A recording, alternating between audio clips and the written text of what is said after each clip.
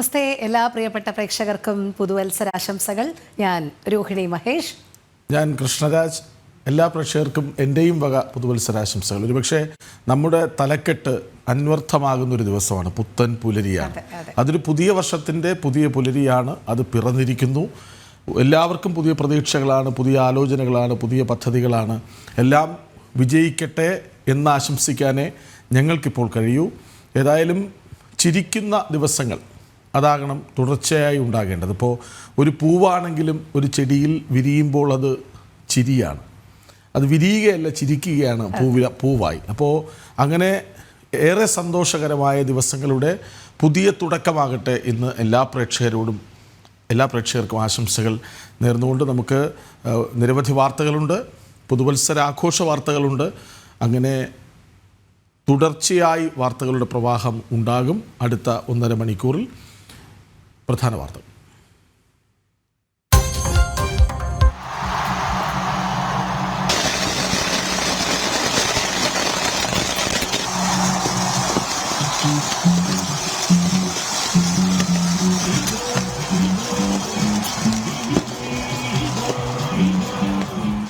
പിറന്നു പുതുവർഷ പുലരി, വരവേറ്റ് ലോകം, ആഘോഷത്തിമിർപ്പിൽ നാടും നഗരവും. ഏവർക്കും പുതുവത്സരാശംസകൾ.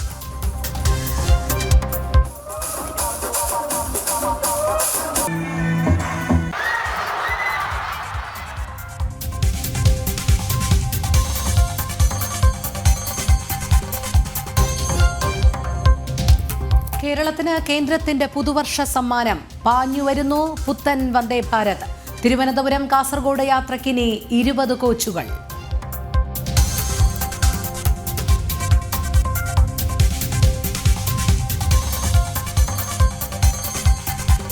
നിയുക്ത കേരള ഗവർണർ രാജേന്ദ്ര അർലേക്കർ ഇന്ന് തലസ്ഥാനത്ത്.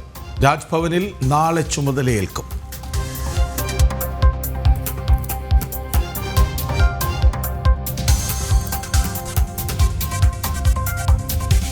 കസ്റ്റംസിന്റെ പേരിൽ ഡിജിറ്റൽ തട്ടിപ്പ് വ്യാപകം. കബളിപ്പിക്കൽ, കസ്റ്റംസ് പിടിച്ച വിദേശ കറൻസി ഇരട്ടിയായി തിരിച്ചു നൽകാമെന്ന് പറഞ്ഞ് പണം നഷ്ടപ്പെട്ടെന്ന പരാതിയുമായി നിരവധി പേർ.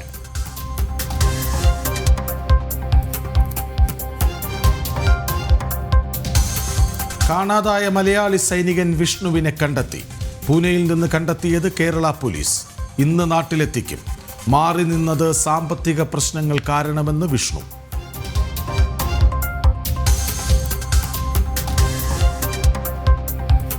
കലൂർ അപകടത്തിൽ സംഘാടകർക്ക് പുതിയ കുരുക്ക്. സാമ്പത്തിക തട്ടിപ്പ് പരാതികളിലും അന്വേഷണം. MLA ഉമാ തോമസിന്റെ ആരോഗ്യനിലയിൽ മാറ്റമില്ല.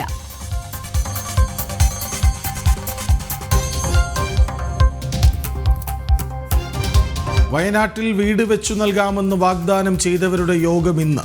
മുഖ്യമന്ത്രി വിളിച്ച യോഗത്തിൽ കർണാടക സർക്കാർ പ്രതിനിധികൾ പങ്കെടുക്കും. സന്നദ്ധ സംഘടനകളും എത്തും.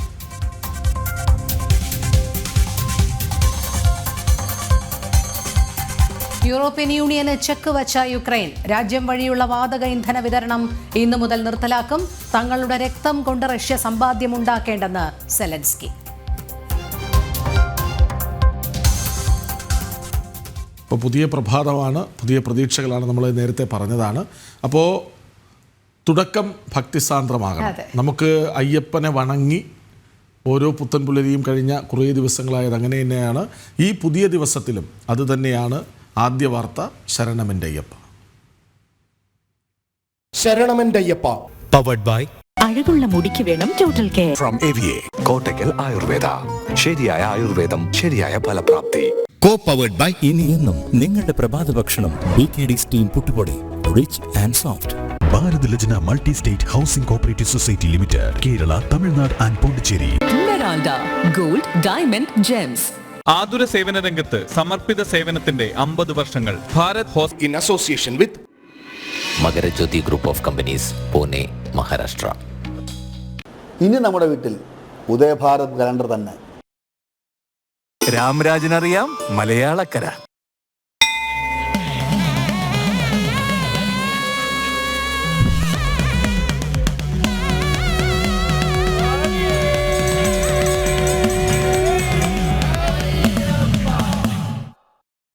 ശബരിമലയിൽ ഭക്തജന തിരക്ക് തുടരുന്നു. ഭക്തജനങ്ങളുടെ എണ്ണം ലക്ഷത്തോടടുക്കുകയാണ്. ഇന്നു മുതൽ കാനനപാത വഴിയുള്ള പാസ് പൂർണ്ണമായും ഒഴിവാക്കും. തിരക്ക് വർദ്ധിച്ചു വരുന്ന സാഹചര്യത്തിലാണ് ദേവസ്വം ബോർഡിന്റെ തീരുമാനം.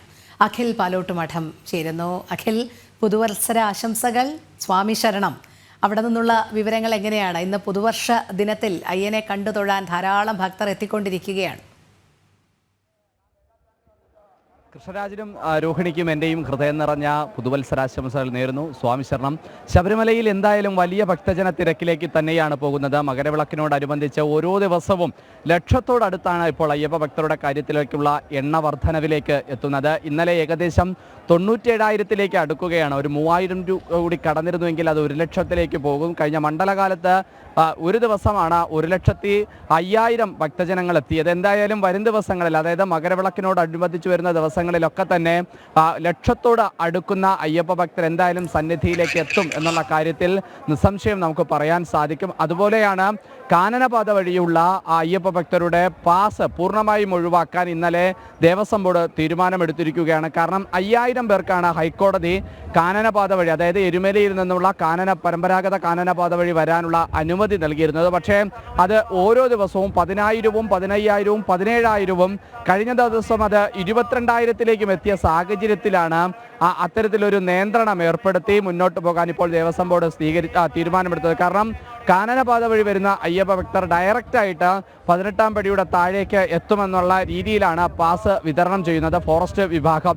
അപ്പോൾ വനംവകുപ്പ് നൽകുന്ന ആ പാസുമായി എത്തുന്ന അയ്യപ്പന്മാരൊക്കെ തന്നെ ഇവിടെ എത്തുന്ന സമയത്ത് വലിയ തർക്കങ്ങളിലേക്ക് പോകുന്ന സാഹചര്യം കൂടി മുൻനിർത്തിയാണ് ഇത്തരത്തിലൊരു തീരുമാനമെടുക്കാൻ ദേവസ്വം ബോർഡ് നിർബന്ധിതമായിരിക്കുന്നത്. എന്തായാലും ശബരിമല സന്നിധാനം ഭക്തിസാന്ദ്രമായ നിമിഷങ്ങളിലേക്ക് പോകുന്നു. ലക്ഷത്തോടടുത്തുള്ള അയ്യപ്പ ഭക്തരുടെ എണ്ണത്തിലേക്കും കടക്കുകയാണ്. ഞാനിപ്പോൾ നിൽക്കുന്ന സന്നിധാനത്തിൻ്റെ പരിസരം നോക്കിയാൽ ഇന്ന് വരെ ഈ മണ്ഡലകാലത്തിൻ്റെ തുടക്കം മുതൽ ഒരു ദിവസം പോലും നമുക്ക് ഇവിടെ നിന്നും ഫ്ലൈ ഓവറിൻ്റെ ഇങ്ങേയറ്റം, അതായത് 18-ാം പടി കയറി മുകളിലെത്തി കൊടിമര ചുവട്ടിൽ നിന്നും ഇടത്തേക്ക് ആദ്യം തിരിഞ്ഞ് ഫ്ലൈ ഓവർ ആരംഭിക്കുന്നതിൻ്റെ അവിടെ ഇന്നേ വരെ ഫ്ലൈ ഓവറിൻ്റെ അടുത്തേക്ക് വരെ ഇതുപോലെ തിരക്കെത്തുന്ന ഒരു ദിവസം ഉണ്ടായിരുന്നില്ല. പക്ഷേ ഇന്ന് അങ്ങനെ ഒരു തിരക്ക് ഇപ്പോൾ അനുഭവപ്പെടുന്നുണ്ട്. ആ തിരക്ക് ഇന്ന് വൈകുന്നേരത്തെ കണക്ക് എത്തുന്ന സമയത്ത് അത് ലക്ഷത്തിലേക്ക് എത്തിക്കുമെന്നുള്ള കാര്യത്തിൽ ഒരു സംശയവുമില്ല. ഫ്ലൈ ഓവർ കറങ്ങി ശ്രീകോവിലിൻ്റെ പുറകിലൂടെ അമ്പലത്തിൻ്റെ മുമ്പിലേക്ക് എത്തിയാൽ അവിടെ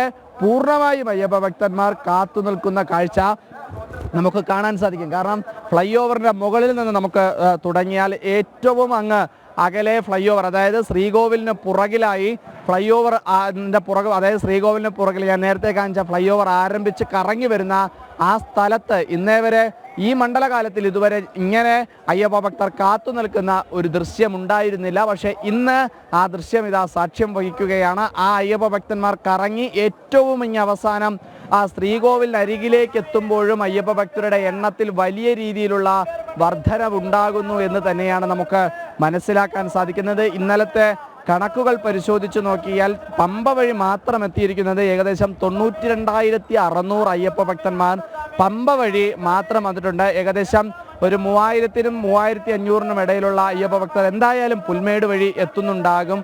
അതുപോലെ സത്രം വഴി എത്തുന്ന അയ്യപ്പ ഭക്തരുണ്ടാകും, കാനനപാത വഴി എത്തുന്ന അയ്യപ്പ ഭക്തരുണ്ടാകും. അങ്ങനെ എല്ലാ അയ്യപ്പ ഭക്തരെയും കൂടി കൂട്ടുന്ന സമയത്ത് എന്തായാലും 1,00,000-തോട് അടുപ്പിച്ചുള്ള അയ്യപ്പ ഭക്തരുടെ എണ്ണത്തിലേക്ക് കാര്യങ്ങൾ എത്തും എന്നുള്ള കാര്യത്തിൽ നമുക്ക് ഒരു സംശയവും ഉണ്ടാകില്ല.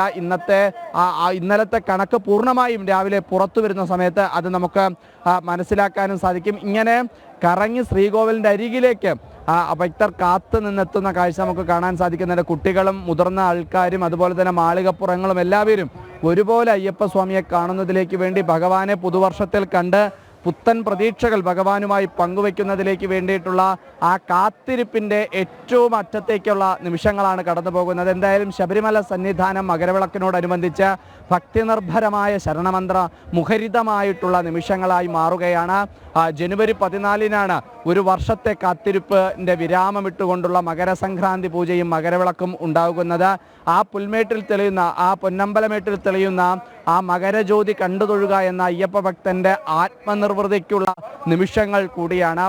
12-ാം തീയതിയാണ് പന്തളത്തിൽ നിന്നും തിരുവാഭരണ ഘോഷയാത്ര ആരംഭിക്കുന്നത്. വിവിധ ക്ഷേത്രങ്ങൾ സഞ്ചരിച്ച് സ്വീകരണങ്ങൾ ഏറ്റുവാങ്ങി 14-ന് ഉച്ചയ്ക്ക് പമ്പയിലെത്തുന്ന തിരുവാഭരണം വൈകുന്നേരത്തോടു കൂടി തന്നെ അത് സന്നിധിയിലേക്ക് എത്തും, ക്ഷേത്ര സന്നിധിയിലേക്ക് എത്തും. 6:30 സന്ധ്യാദീപാരാധനയിലാണ് ജനുവരി 14 ആദ്യ മകരസംക്രാന്തി പൂജയിൽ അത് തിരുവാഭരണം അയ്യപ്പസ്വാമിക്ക് ചാർത്തി, പൊന്നുഭഗവാന് ചാർത്തി ആ ദീപാരാധന ഉണ്ടാവുക. ആ ദീപാരാധന സമയത്താണ് അങ്ങകലെ ഒരു മിന്നായം പോലെ മനുഷ്യന് കണ്ണുകൾക്ക് പോലും സാക്ഷ്യം വഹിക്കാൻ സാധിക്കാത്ത രീതിയിലുള്ള ആ ദിവ്യജ്യോതി തെളിയുകയുണ്ടാവുക.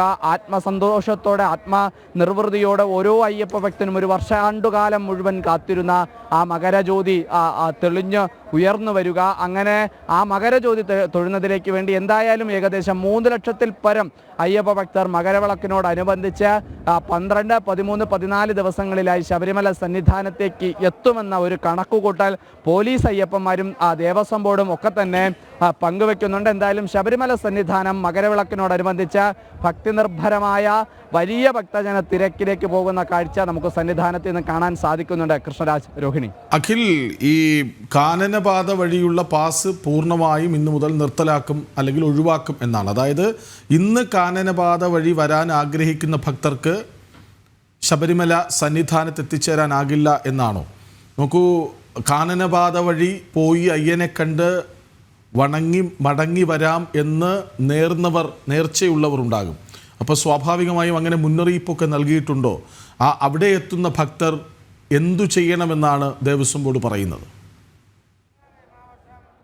കൃഷ്ണരാജ, അങ്ങനെയല്ല. കാനനപാത വഴി അയ്യപ്പ ഭക്തന്മാർക്ക് വരുന്നതിലൊന്നും ഒരു പ്രശ്നമില്ല. കാരണം ഇടയ്ക്ക് ഉണ്ടായ ഒരു അപാകത എന്ന് പറയുന്നത് തന്നെ ശബരിമല സന്നിധാനത്തേക്ക് കാനനപാത വഴി വരുമ്പോൾ അവിടെ നിന്നും വനം വകുപ്പിൻ്റെ ഒരു പാസ് ലഭിക്കുന്നു. ആ പാസ് ലഭിച്ചാൽ ഒരിടത്തും ഒരക്കുഴിയിലോ അതുപോലെ തന്നെ മരക്കൂട്ടത്തോ വലിയ നടപ്പന്തിലോ ഒന്നും തന്നെ ക്യൂ നിൽക്കാതെ 18-ാം പടിയുടെ, അതായത് നാളികേരം ഉടയ്ക്കുന്നതിൻ്റെ ആ വശത്തൂടെയുള്ള ഗേറ്റ് വഴി 18-ാം പടിയുടെ അരികിലേക്ക് ഡയറക്റ്റായിട്ട് എത്താൻ സാധിക്കുന്നു എന്ന പ്രചരണത്തിൻ്റെ അടിസ്ഥാനത്തിൽ വ്യാപകമായ രീതിയിൽ തന്നെ വനംവകുപ്പിൻ്റെ പാസുകൾ പോകുന്ന ഒരു സാഹചര്യം ഉണ്ടായിരുന്നു. ആ വലിയ പാസുകൾ അങ്ങനെ വ്യാപകമായി പോകുന്ന സാഹചര്യത്തിലാണ് അത്തരത്തിലൊരു തിരക്ക് നിയന്ത്രിക്കാൻ സാധിക്കുന്നില്ല. കാരണം പുൽമേട് വഴി വരുന്ന അയ്യപ്പ ഭക്തർ പുൽമേട് വഴി 108 പടി താണ്ടി 18-ാം പടിയുടെ അരികിലേക്ക് എത്തുന്നു. പമ്പ വഴി കടന്നു വരുന്ന ആൾക്കാർ വലിയ നടപ്പന്തൽ വഴി മണിക്കൂറുകളോളം ക്യൂ നിന്ന് 18-ാം പടിയിലേക്ക് എത്തുന്നു. അപ്പോൾ കാനനപാത വഴി വരുന്നവരും ഡയറക്റ്റായിട്ട് 18-ാം പടിയുടെ അരികിലേക്ക് എത്തി ഞങ്ങൾക്ക് പാസ് ഉണ്ട് എന്നുള്ള തരത്തിലേക്ക് അയ്യപ്പ ഭക്തർ ഒരു ബഹളത്തിലേക്ക് പോകുമ്പോൾ അത് നിയന്ത്രിക്കാൻ, തിരക്ക് നിയന്ത്രിക്കാൻ ക്രമാതീതമായി അയ്യപ്പ ഭക്തരെയൊക്കെ തന്നെ 18-ാം പടി കയറ്റി വിടാൻ പോലീസ് അയ്യപ്പന്മാർക്കുണ്ടാകുന്ന ബുദ്ധിമുട്ട് കണക്കിലെടുത്താണ് അത്തരത്തിലൊരു തീരുമാനമെടുത്തിരിക്കുന്നത്. അല്ലാതെ കാനനപാത വഴി വരുന്നതിലൊന്നും ഒരു ബുദ്ധിമുട്ടില്ല. കാനനപാത വഴി വരാൻ സാധിക്കും. അത് കോടതി നിർദ്ദേശിച്ച 5000 പേർക്കായിരിക്കും അത്തരത്തിലൊരു വരാനുള്ള ഒരു സാഹചര്യം ഉണ്ടാകുന്നത് എന്നതാണ് നമുക്ക് മനസ്സിലാക്കാൻ സാധിക്കുന്നത്. പക്ഷേ ഒരാൾക്കും കാനനപാത വഴി വരുന്നതിലുള്ള ബുദ്ധിമുട്ടൊന്നുമില്ല. എത്ര പേർക്ക് വന്നാലും കാനനപാത വഴി വരാൻ സാധിക്കും. പക്ഷേ വനം വകുപ്പിൻ്റെ പാസ് ഇന്ന് മുതൽ നൽകില്ല എന്നുള്ള ഒരു തീരുമാനമാണ് എടുത്തിരിക്കുന്നത്. എന്തായാലും അയ്യപ്പ ഭക്തർക്ക് നേർച്ച വാർത്തയുടെ ആ വരി വായിക്കുമ്പോൾ അങ്ങനെ ഒരു കൺഫ്യൂഷൻ ഉണ്ടാകും. ആ കൺഫ്യൂഷൻ എനിക്കുണ്ടായതുകൊണ്ടാണ് ഞാൻ അഖിലിനോട് ചോദിച്ചത്. പക്ഷേ അഖിലത് കൃത്യമായി വിശദീകരിച്ചു. ആ ആശയക്കുഴപ്പം ഒഴിവാക്കി തന്നിട്ടുണ്ട്. ഏതായാലും ശബരിമല സന്നിധാനത്ത് ശരണമന്ത്ര ധ്വനികളാണ്, ഭക്തിസാന്ദ്രമാണ് അവിടം. ഭക്തജന തിരക്ക്, അതായത് അഖിൽ ആ ദൃശ്യങ്ങൾ കാണിച്ചതാണ്. 18-ാം പടി കയറി വന്ന് ഇടത്ത് ഫ്ലൈ ഓവറിലേക്ക് കയറുന്ന ഇടം മുതൽ ക്യൂ ആണ്. അങ്ങനെ ഈ സീസണിൽ ഇതുവരെ കാണാനായിട്ടില്ല എന്നാൽ ഏകദേശം 1 ലക്ഷത്തോളം ഭക്തർ ഇപ്പോൾ സന്നിധാനത്തേക്ക് എത്തിക്കഴിഞ്ഞു എന്നാണ് മനസ്സിലാക്കുന്നത്. 92,000-ഓളം പേർ പമ്പ വഴി എത്തിയിട്ടുണ്ട് എന്ന് മനസ്സിലാക്കുന്നു. ഏതായാലും മണ്ഡലകാലം കഴിഞ്ഞു, മകരവിളക്കിലേക്ക് പോകുന്നു. അപ്പോൾ സ്വാഭാവികമായും തിരക്ക് കൂടും, ഭക്തരുടെ എണ്ണം കൂടും. ഏതായാലും വിവരങ്ങൾ നൽകുകയായിരുന്നു അഖിൽ പാലോട്ടുമഠം. മറ്റൊരു വാർത്തയിലേക്ക് പോവുകയാണ്. കേരളത്തിന്റെ നിയുക്ത ഗവർണറായി രാജേന്ദ്ര അർലേക്കർ ഇന്ന് തലസ്ഥാനത്തെത്തും. പുതുവർഷത്തിൽ അനന്തപുരിയിലെത്തുന്ന രാജേന്ദ്ര അർലേക്കർ നാളെ ചുമതലയേൽക്കും. കേരളത്തിലെ 23ാമത്തെ ഗവർണറാണ് രാജേന്ദ്ര അർലേക്കർ. ശാലിനി ചേരുന്നു. ശാലിനി, എന്താണ് കൂട്ടിച്ചേർക്കാനുള്ളത്?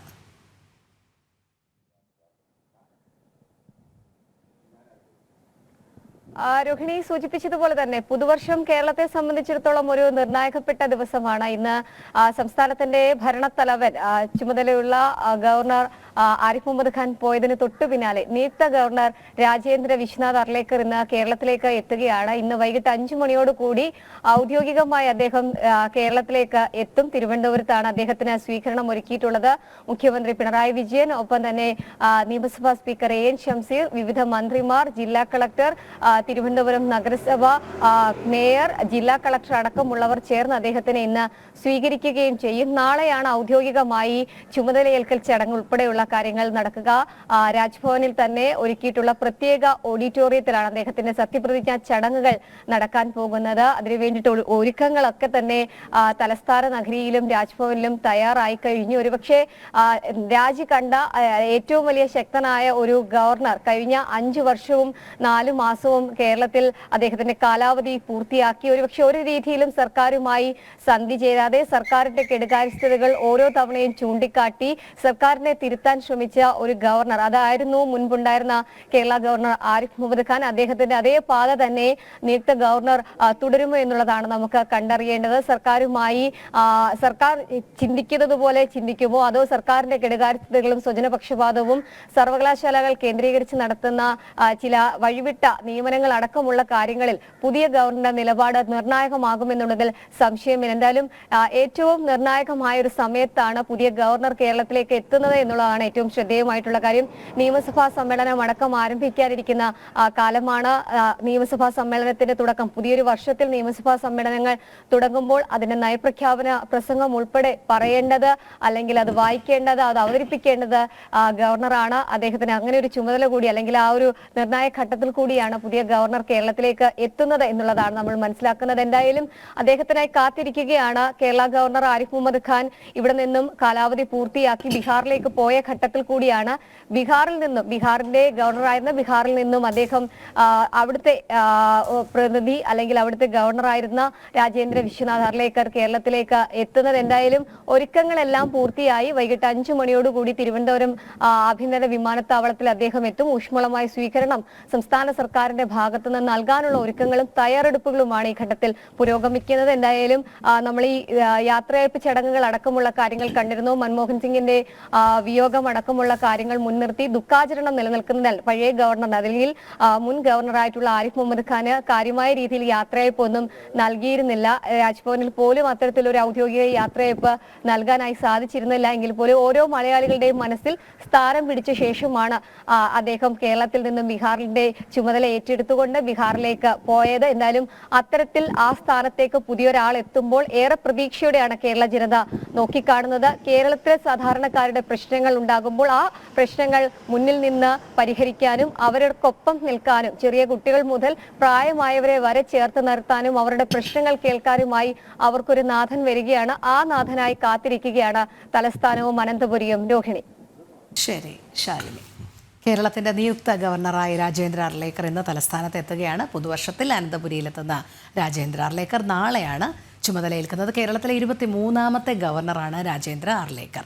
എസ് ശാലിനിയാണ് വിവരങ്ങൾ നൽകിയത്.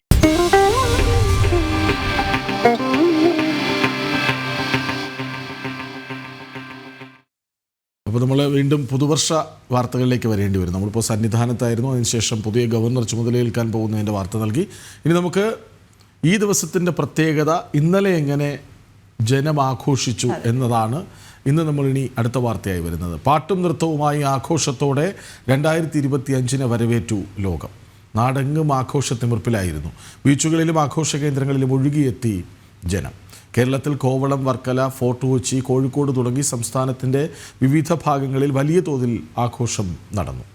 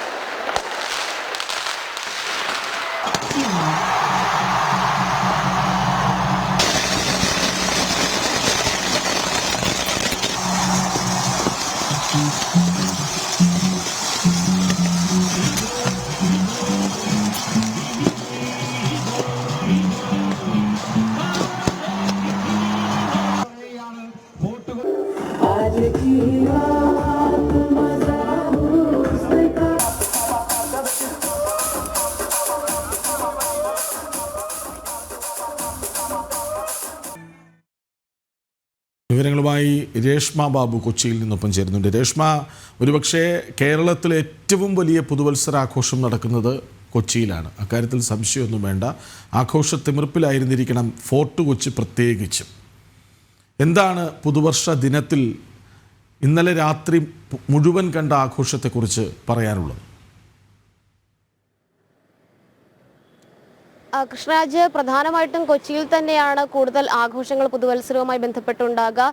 ഇന്നലെ വൈകുന്നേരം ഏകദേശം 4 മണി മുതൽ എല്ലാ വീഥികളും ഈ പുതുവത്സര ആഘോഷത്തിന്റെ കേന്ദ്രങ്ങളിലേക്ക് ഉള്ളതായിരുന്നു. പോലീസ് വലിയ രീതിയിൽ നന്നേ പാടുപെട്ടു ക്രമീകരണങ്ങൾ ഒരുക്കാനായിട്ട്. അതായത് ഗതാഗത നിയന്ത്രണങ്ങളൊക്കെ തന്നെ പലയിടങ്ങളിലും സ്ഥാപിക്കുകയും ചെയ്തിരുന്നു. 12 മണിയോടുകൂടി ആ ഒരു ആഘോഷം ഉച്ചസ്ഥായിലേക്ക് എത്തി. 10 മണിക്കൊക്കെ തന്നെ അതിഗംഭീരമായിട്ടുള്ള പാട്ടും ഡാൻസും ഓരോ കേന്ദ്രങ്ങളിലും ഒരുക്കിയിരുന്നു. കേരളത്തെ സംബന്ധിച്ച്, സംസ്ഥാനത്തെ സംബന്ധിച്ച് പറയുകയാണെങ്കിൽ കൊച്ചി, അതോടൊപ്പം തന്നെ ഈ പറയുന്ന തിരുവനന്തപുരം, കോഴിക്കോട് എന്നിവിടങ്ങളിൽ വിപുലമായിട്ടുള്ള ക്രമീകരണങ്ങളും ഒരുക്കങ്ങളും ഒപ്പം തന്നെ ആഘോഷ പരിപാടികളുമാണ് സംഘടിപ്പിക്കപ്പെട്ടത്. എല്ലായിടത്തും ദീപാലംകൃതമായിട്ടുള്ള വീഥികൾ, അതോടൊപ്പം തന്നെ പാട്ടും ഡാൻസുമായിട്ട് മലയാളികൾ ഒന്നടങ്കം പുതുവർഷത്തെ വരവേറ്റു. എന്തായാലും വലിയ രീതിയിലുള്ള ആഘോഷ പരിപാടികൾ കൊച്ചിയെ സംബന്ധിച്ചുണ്ടായിരുന്നു. കൊച്ചിയിലാണെങ്കിൽ ഈ ആഘോഷം നടന്നത് ഫോർട്ട് കൊച്ചി കേന്ദ്രമാക്കിക്കൊണ്ടാണ്. നമുക്കറിയാം, എല്ലാ വർഷവും ഫോർട്ട് കൊച്ചി കേന്ദ്രീകരിച്ചാണ് കൊച്ചിയുടെ പുതുവത്സര ആഘോഷം എന്ന് പറയുന്നത്. ഫോർട്ട് കൊച്ചിയിൽ ഇത്തവണ 2 പാപ്പാഞ്ഞികളെ കത്തിക്കാനായിട്ടായിരുന്നു ആദ്യം ക്രമീകരണങ്ങൾ ഒരുക്കിയിരുന്നത്. പക്ഷേ നിർഭാഗ്യവശാൽ ഒരു പാപ്പാഞ്ഞിയിലേക്ക് അത് ഒതുങ്ങി. അതായത് ഫോർട്ട് കൊച്ചി വെളി മൈതാനത്തെ പാപ്പാഞ്ഞിയാണ് കത്തിച്ചത്. അത് തന്നെ നിയമപോരാട്ടത്തിനൊടുവിലാണ് അതിനുള്ള അനുമതി പോലും ലഭിച്ചത്. ഹൈക്കോടതിയിൽ നിന്നടക്കം അനുമതി ലഭിച്ചത് കൃത്യമായിട്ടുള്ള ഉപാധികളുടെ അടിസ്ഥാനത്തിലാണ്.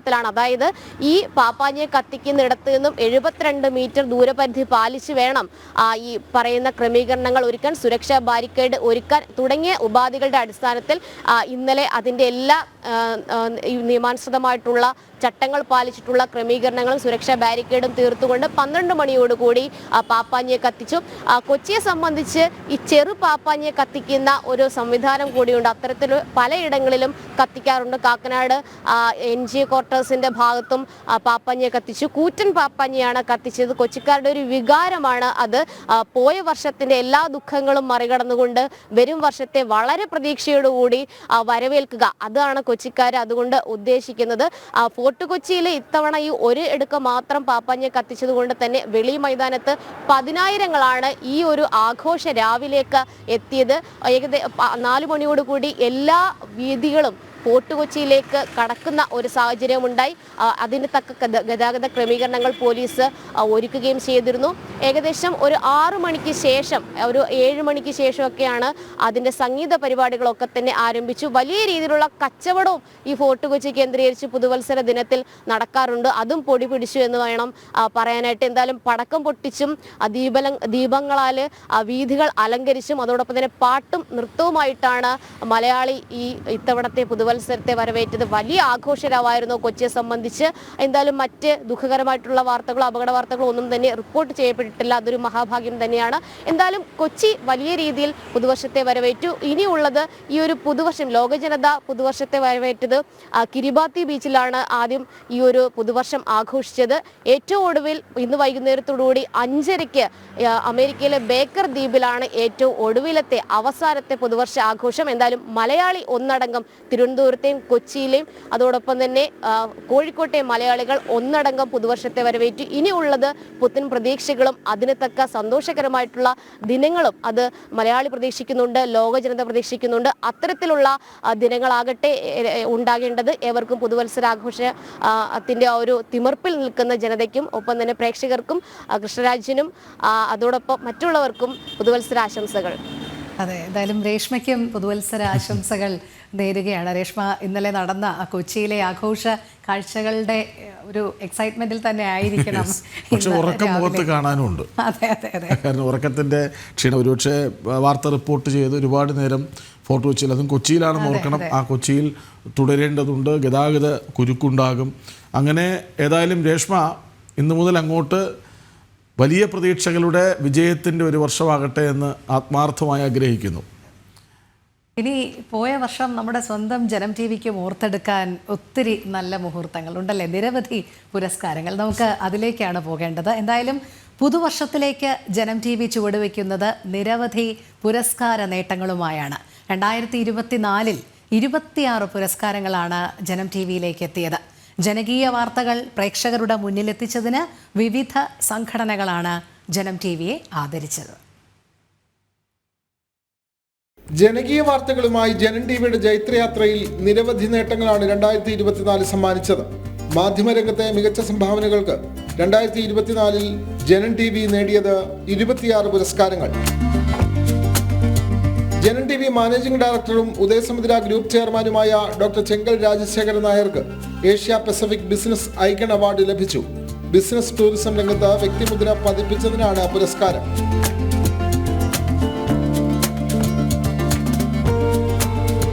2024 മികച്ച വാർത്താ ചാനലിനുള്ള സംസ്ഥാന പ്രേംനസീർ പത്ര ദൃശ്യമാധ്യമ പുരസ്കാരം ജനം ടിവിക്ക് ലഭിച്ചു.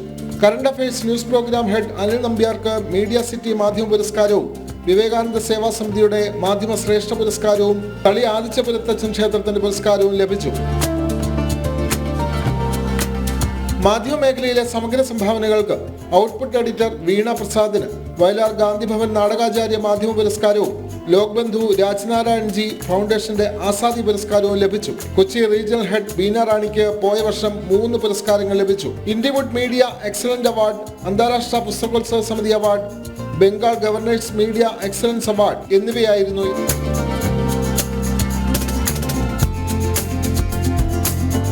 ഡൽഹി ബ്യൂറോ ചീഫ് ഗൗതം അനന്തനാരായണന് സൗത്ത് ഇന്ത്യ മീഡിയ അവാർഡിൽ മികച്ച റിപ്പോർട്ടർക്കുള്ള പുരസ്കാരവും ഡൽഹി ബ്യൂറോയിലെ വീഡിയോ ജേർണലിസ്റ്റ് ഉണ്ണിക്കെ വാര്യർക്ക് മികച്ച ക്യാമറാമാനുള്ള പുരസ്കാരവും ബിലാൽ ബിജുവിന് മികച്ച വിഷ്വൽ എഡിറ്റർക്കുള്ള പുരസ്കാരവും ലഭിച്ചു. കൊച്ചി ബ്യൂറോ ചീഫ് ജിജീഷ് കരുണാകരന് Indiawood media excellence award, Palakkad bureau chief Arun ആലത്തൂരിന് ഹ്യൂമൻ റൈറ്റ്സ് ഫോറം മാധ്യമ പുരസ്കാരം, Thiruvananthapuram bureau staff reporter Rashmi കാർത്തികയ്ക്ക് കലാഭവൻ മണി സേവാ സമിതി ചാരിറ്റബിൾ സൊസൈറ്റിയുടെ പുരസ്കാരം, സ്റ്റാഫ് റിപ്പോർട്ടർ എസ് ശാലിനിക്ക് നാരീശക്തി പുരസ്കാരം, കൂടാതെ APJ അബ്ദുൽ കലാം സ്റ്റഡി സെന്ററിന്റെ മാധ്യമ പുരസ്കാരം, കേരള സമന്വയ സമിതിയുടെ ആദരം, KUWGയുടെ ആദരം എന്നിവ ലഭിച്ചു. സ്റ്റാഫ് റിപ്പോർട്ടർ അഖിൽ പാലോട്ടുമടത്തിന് തത്വമസി പുരസ്കാരം, പൂച്ചിൽ ഖാദർ പുരസ്കാരം, വയലാർ രാമവർമ്മ സാംസ്കാരിക വേദി പുരസ്കാരം, വീഡിയോ ജേർണലിസ്റ്റുകളായ വിവേക് നേമത്തിനും അനൂജ് ആനാവൂരിനും രാഹുൽ ചന്ദ്രനും മികച്ച ക്യാമറമാനുള്ള പുരസ്കാരവും ലഭിച്ചു. Kozhikode bureau staff reporter Disna Suresh Premnazir പത്രദൃശ്യ മാധ്യമ പുരസ്കാരം നേടി.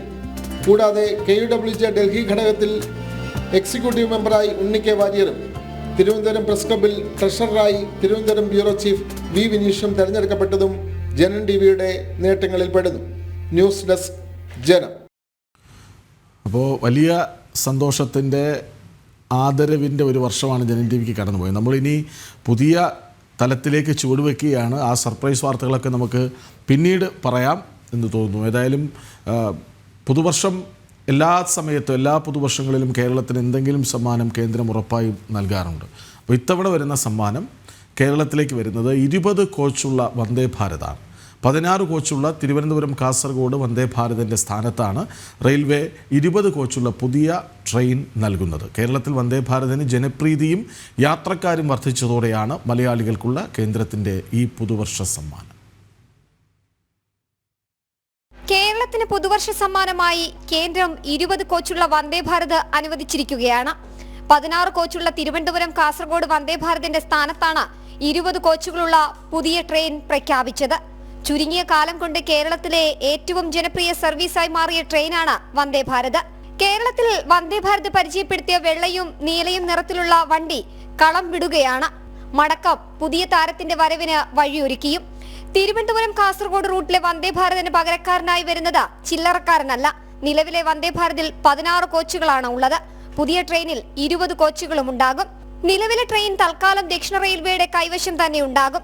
ഏത് റൂട്ടിലേക്ക് മാറ്റുമെന്ന കാര്യത്തിൽ തീരുമാനമായിട്ടില്ല. ആലപ്പുഴ റൂട്ടിൽ സർവീസ് നടത്തുന്ന 8 കോച്ചുകളുള്ള വന്ദേ ഭാരതിന് പകരമായി ഈ ട്രെയിൻ ഓടിക്കണമെന്ന ആവശ്യവും യാത്രക്കാർക്കുണ്ട്. ആലപ്പുഴ വഴിയുള്ള സർവീസും എല്ലാ ദിവസവും നിറഞ്ഞോടുകയാണ്. ട്രെയിൻ യാത്രക്കാരുടെ യാത്രാക്ലേശം പരിഹരിക്കുകയാണ് പുതുവർഷ ദിനത്തിൽ കേന്ദ്ര സർക്കാർ. ജനം, തിരുവനന്തപുരം. സമുദായാചാര്യൻ മന്നത്ത് പത്മനാഭന്റെ 148ാം ജയന്തി ആഘോഷങ്ങൾക്കായി ചങ്ങനാശ്ശേരി പെരുന്ന ഒരുങ്ങി. ഇന്നും നാളെയുമായി വിപുലമായ പരിപാടികളാണ് പെരുന്ന NSS ആസ്ഥാനത്ത് ഒരുക്കിയിരിക്കുന്നത്. കൂടുതൽ വിവരങ്ങളുമായി നിഷ ദിലീപ് ചേരുന്നു. നിഷ, മന്നത്ത് പത്മനാഭന്റെ 148ാം ജയന്തി ആഘോഷങ്ങൾക്കായി ഏതു രീതിയിലുള്ള ഒരുക്കങ്ങളും സജ്ജീകരണങ്ങളുമാണ് പെരുന്നയിൽ നടന്നുകൊണ്ടിരിക്കുന്നത്?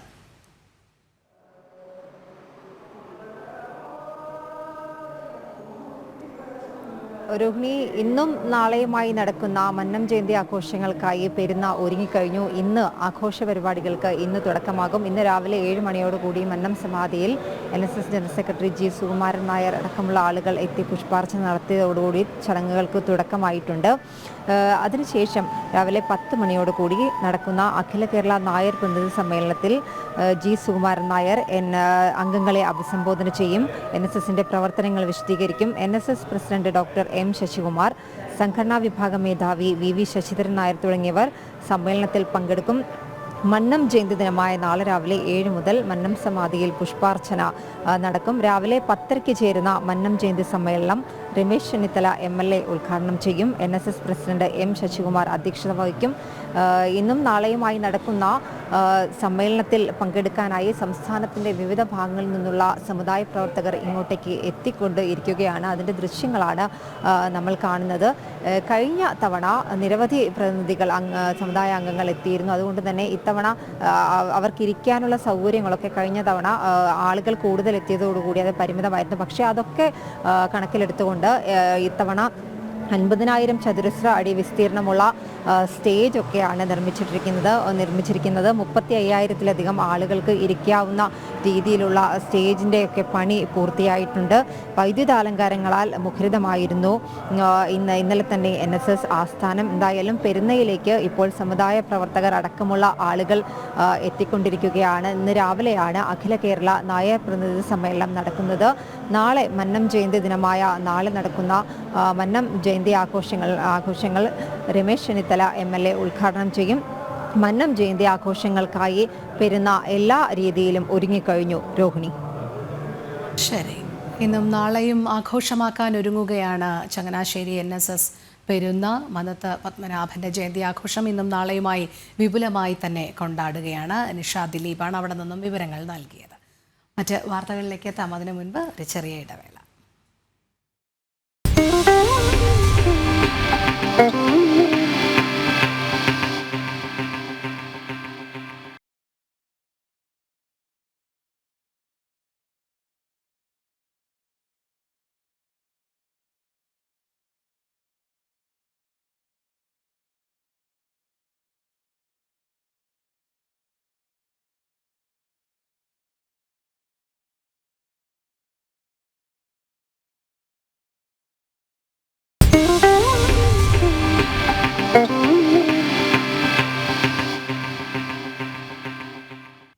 ഇനിയൊരു ദേശീയ വാർത്തയാണ്. അപ്പോൾ ഇതുവരെ നമ്മൾ കണ്ടതിൽ നിന്ന് വ്യത്യസ്തമായ ഒരു തലത്തിലേക്ക് വാർത്തകൾ പോകുന്നു. ഡൽഹി നിയമസഭാ തെരഞ്ഞെടുപ്പിനുള്ള BJP സ്ഥാനാർത്ഥി പട്ടിക വൈകാതെ പുറത്തിറക്കും. ഇതിനായി BJP കേന്ദ്ര തെരഞ്ഞെടുപ്പ് സമിതി ഉടൻ യോഗം ചേരും. ഈ ആഴ്ച കേന്ദ്ര തെരഞ്ഞെടുപ്പ് കമ്മീഷൻ ഡൽഹി നിയമസഭാ തെരഞ്ഞെടുപ്പ് പ്രഖ്യാപിക്കും. വിവരങ്ങളുമായി ഗൗതം അനന്തനാരായണൻ ഒപ്പം ചേരുന്നു. ഗൗതം, പട്ടികയിൽ എന്തൊക്കെ സർപ്രൈസ് ഒളിപ്പിച്ചു വച്ചിരിക്കുന്നു BJP? വലിയ പ്രതീക്ഷയാണ് BJP ഇത്തവണ ഡൽഹി നിയമസഭാ തെരഞ്ഞെടുപ്പ് പോരാട്ടത്തിനായി അണിയറയിൽ ഒരുക്കുന്നത് എന്ന് മനസ്സിലാക്കുന്നു. എന്താണ് വിവരങ്ങൾ?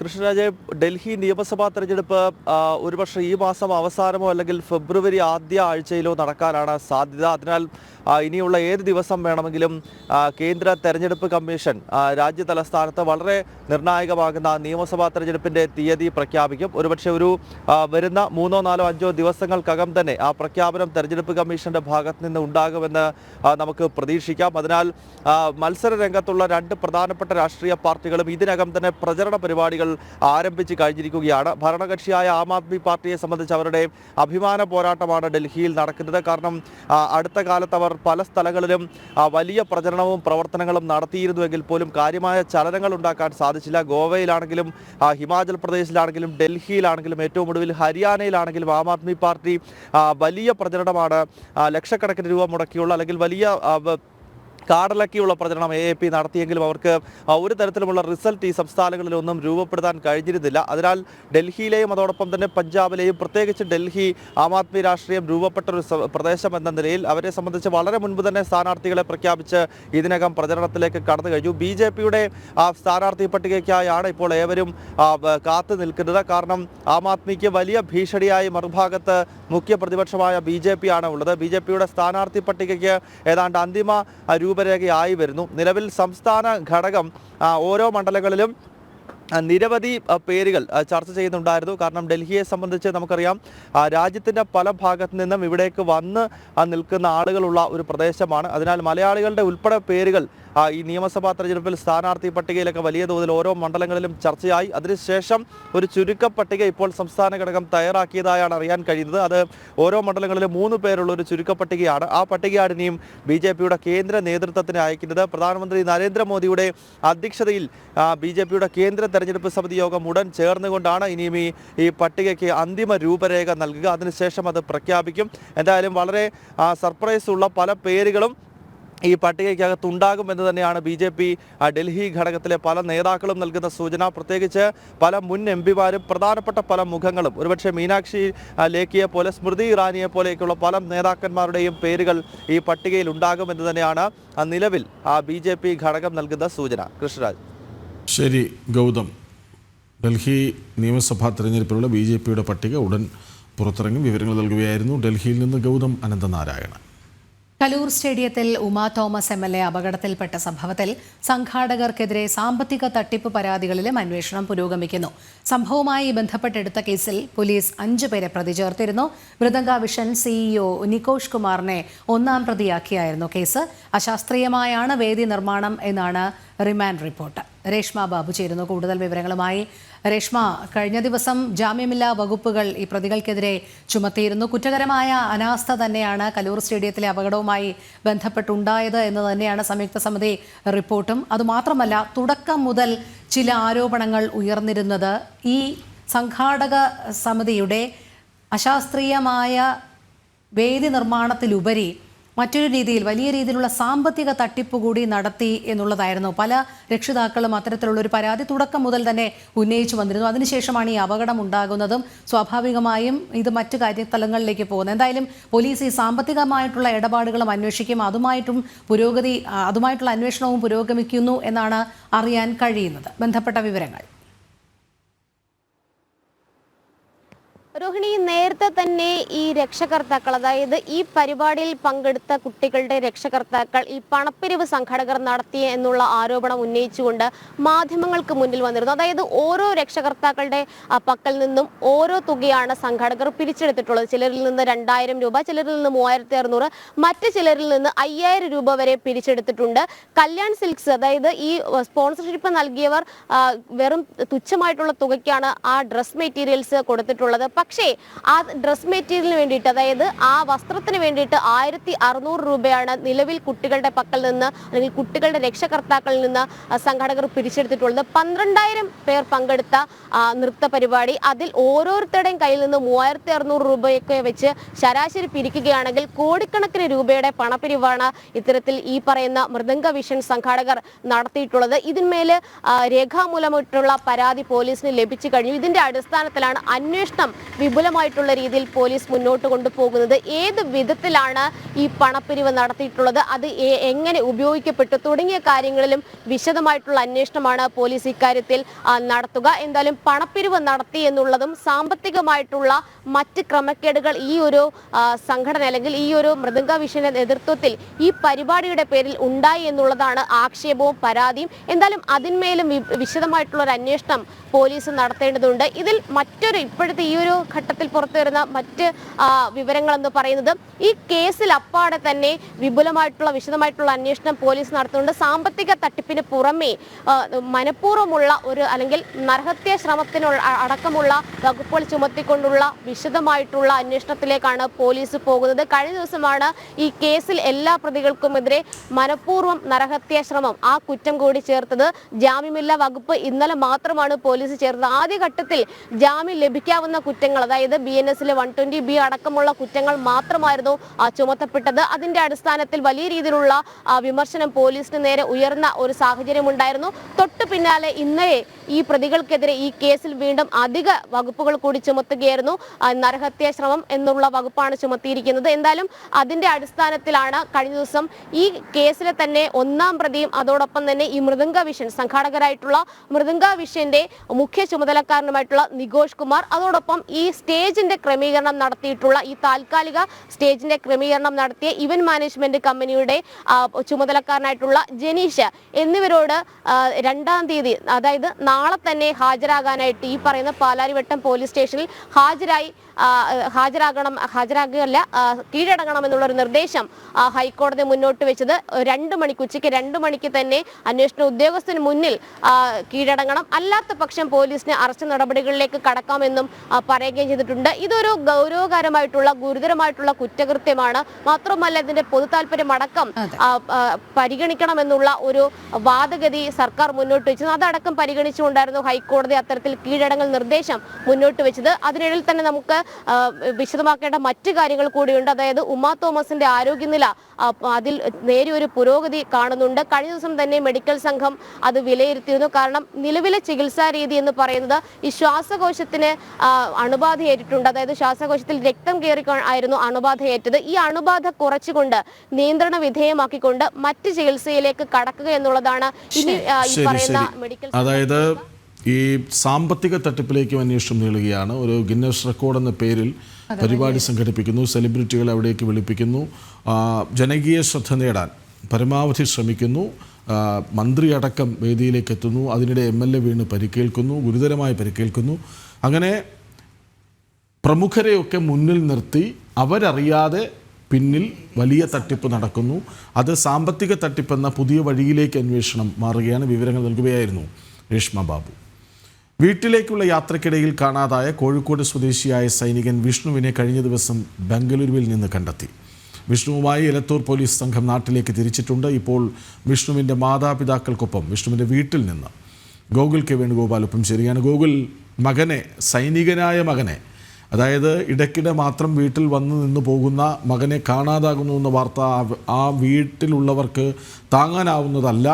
ഇപ്പോൾ മകനെ കണ്ടെത്തി എന്നറിയുമ്പോൾ അവർ എന്ത് പ്രതികരിക്കുന്നു?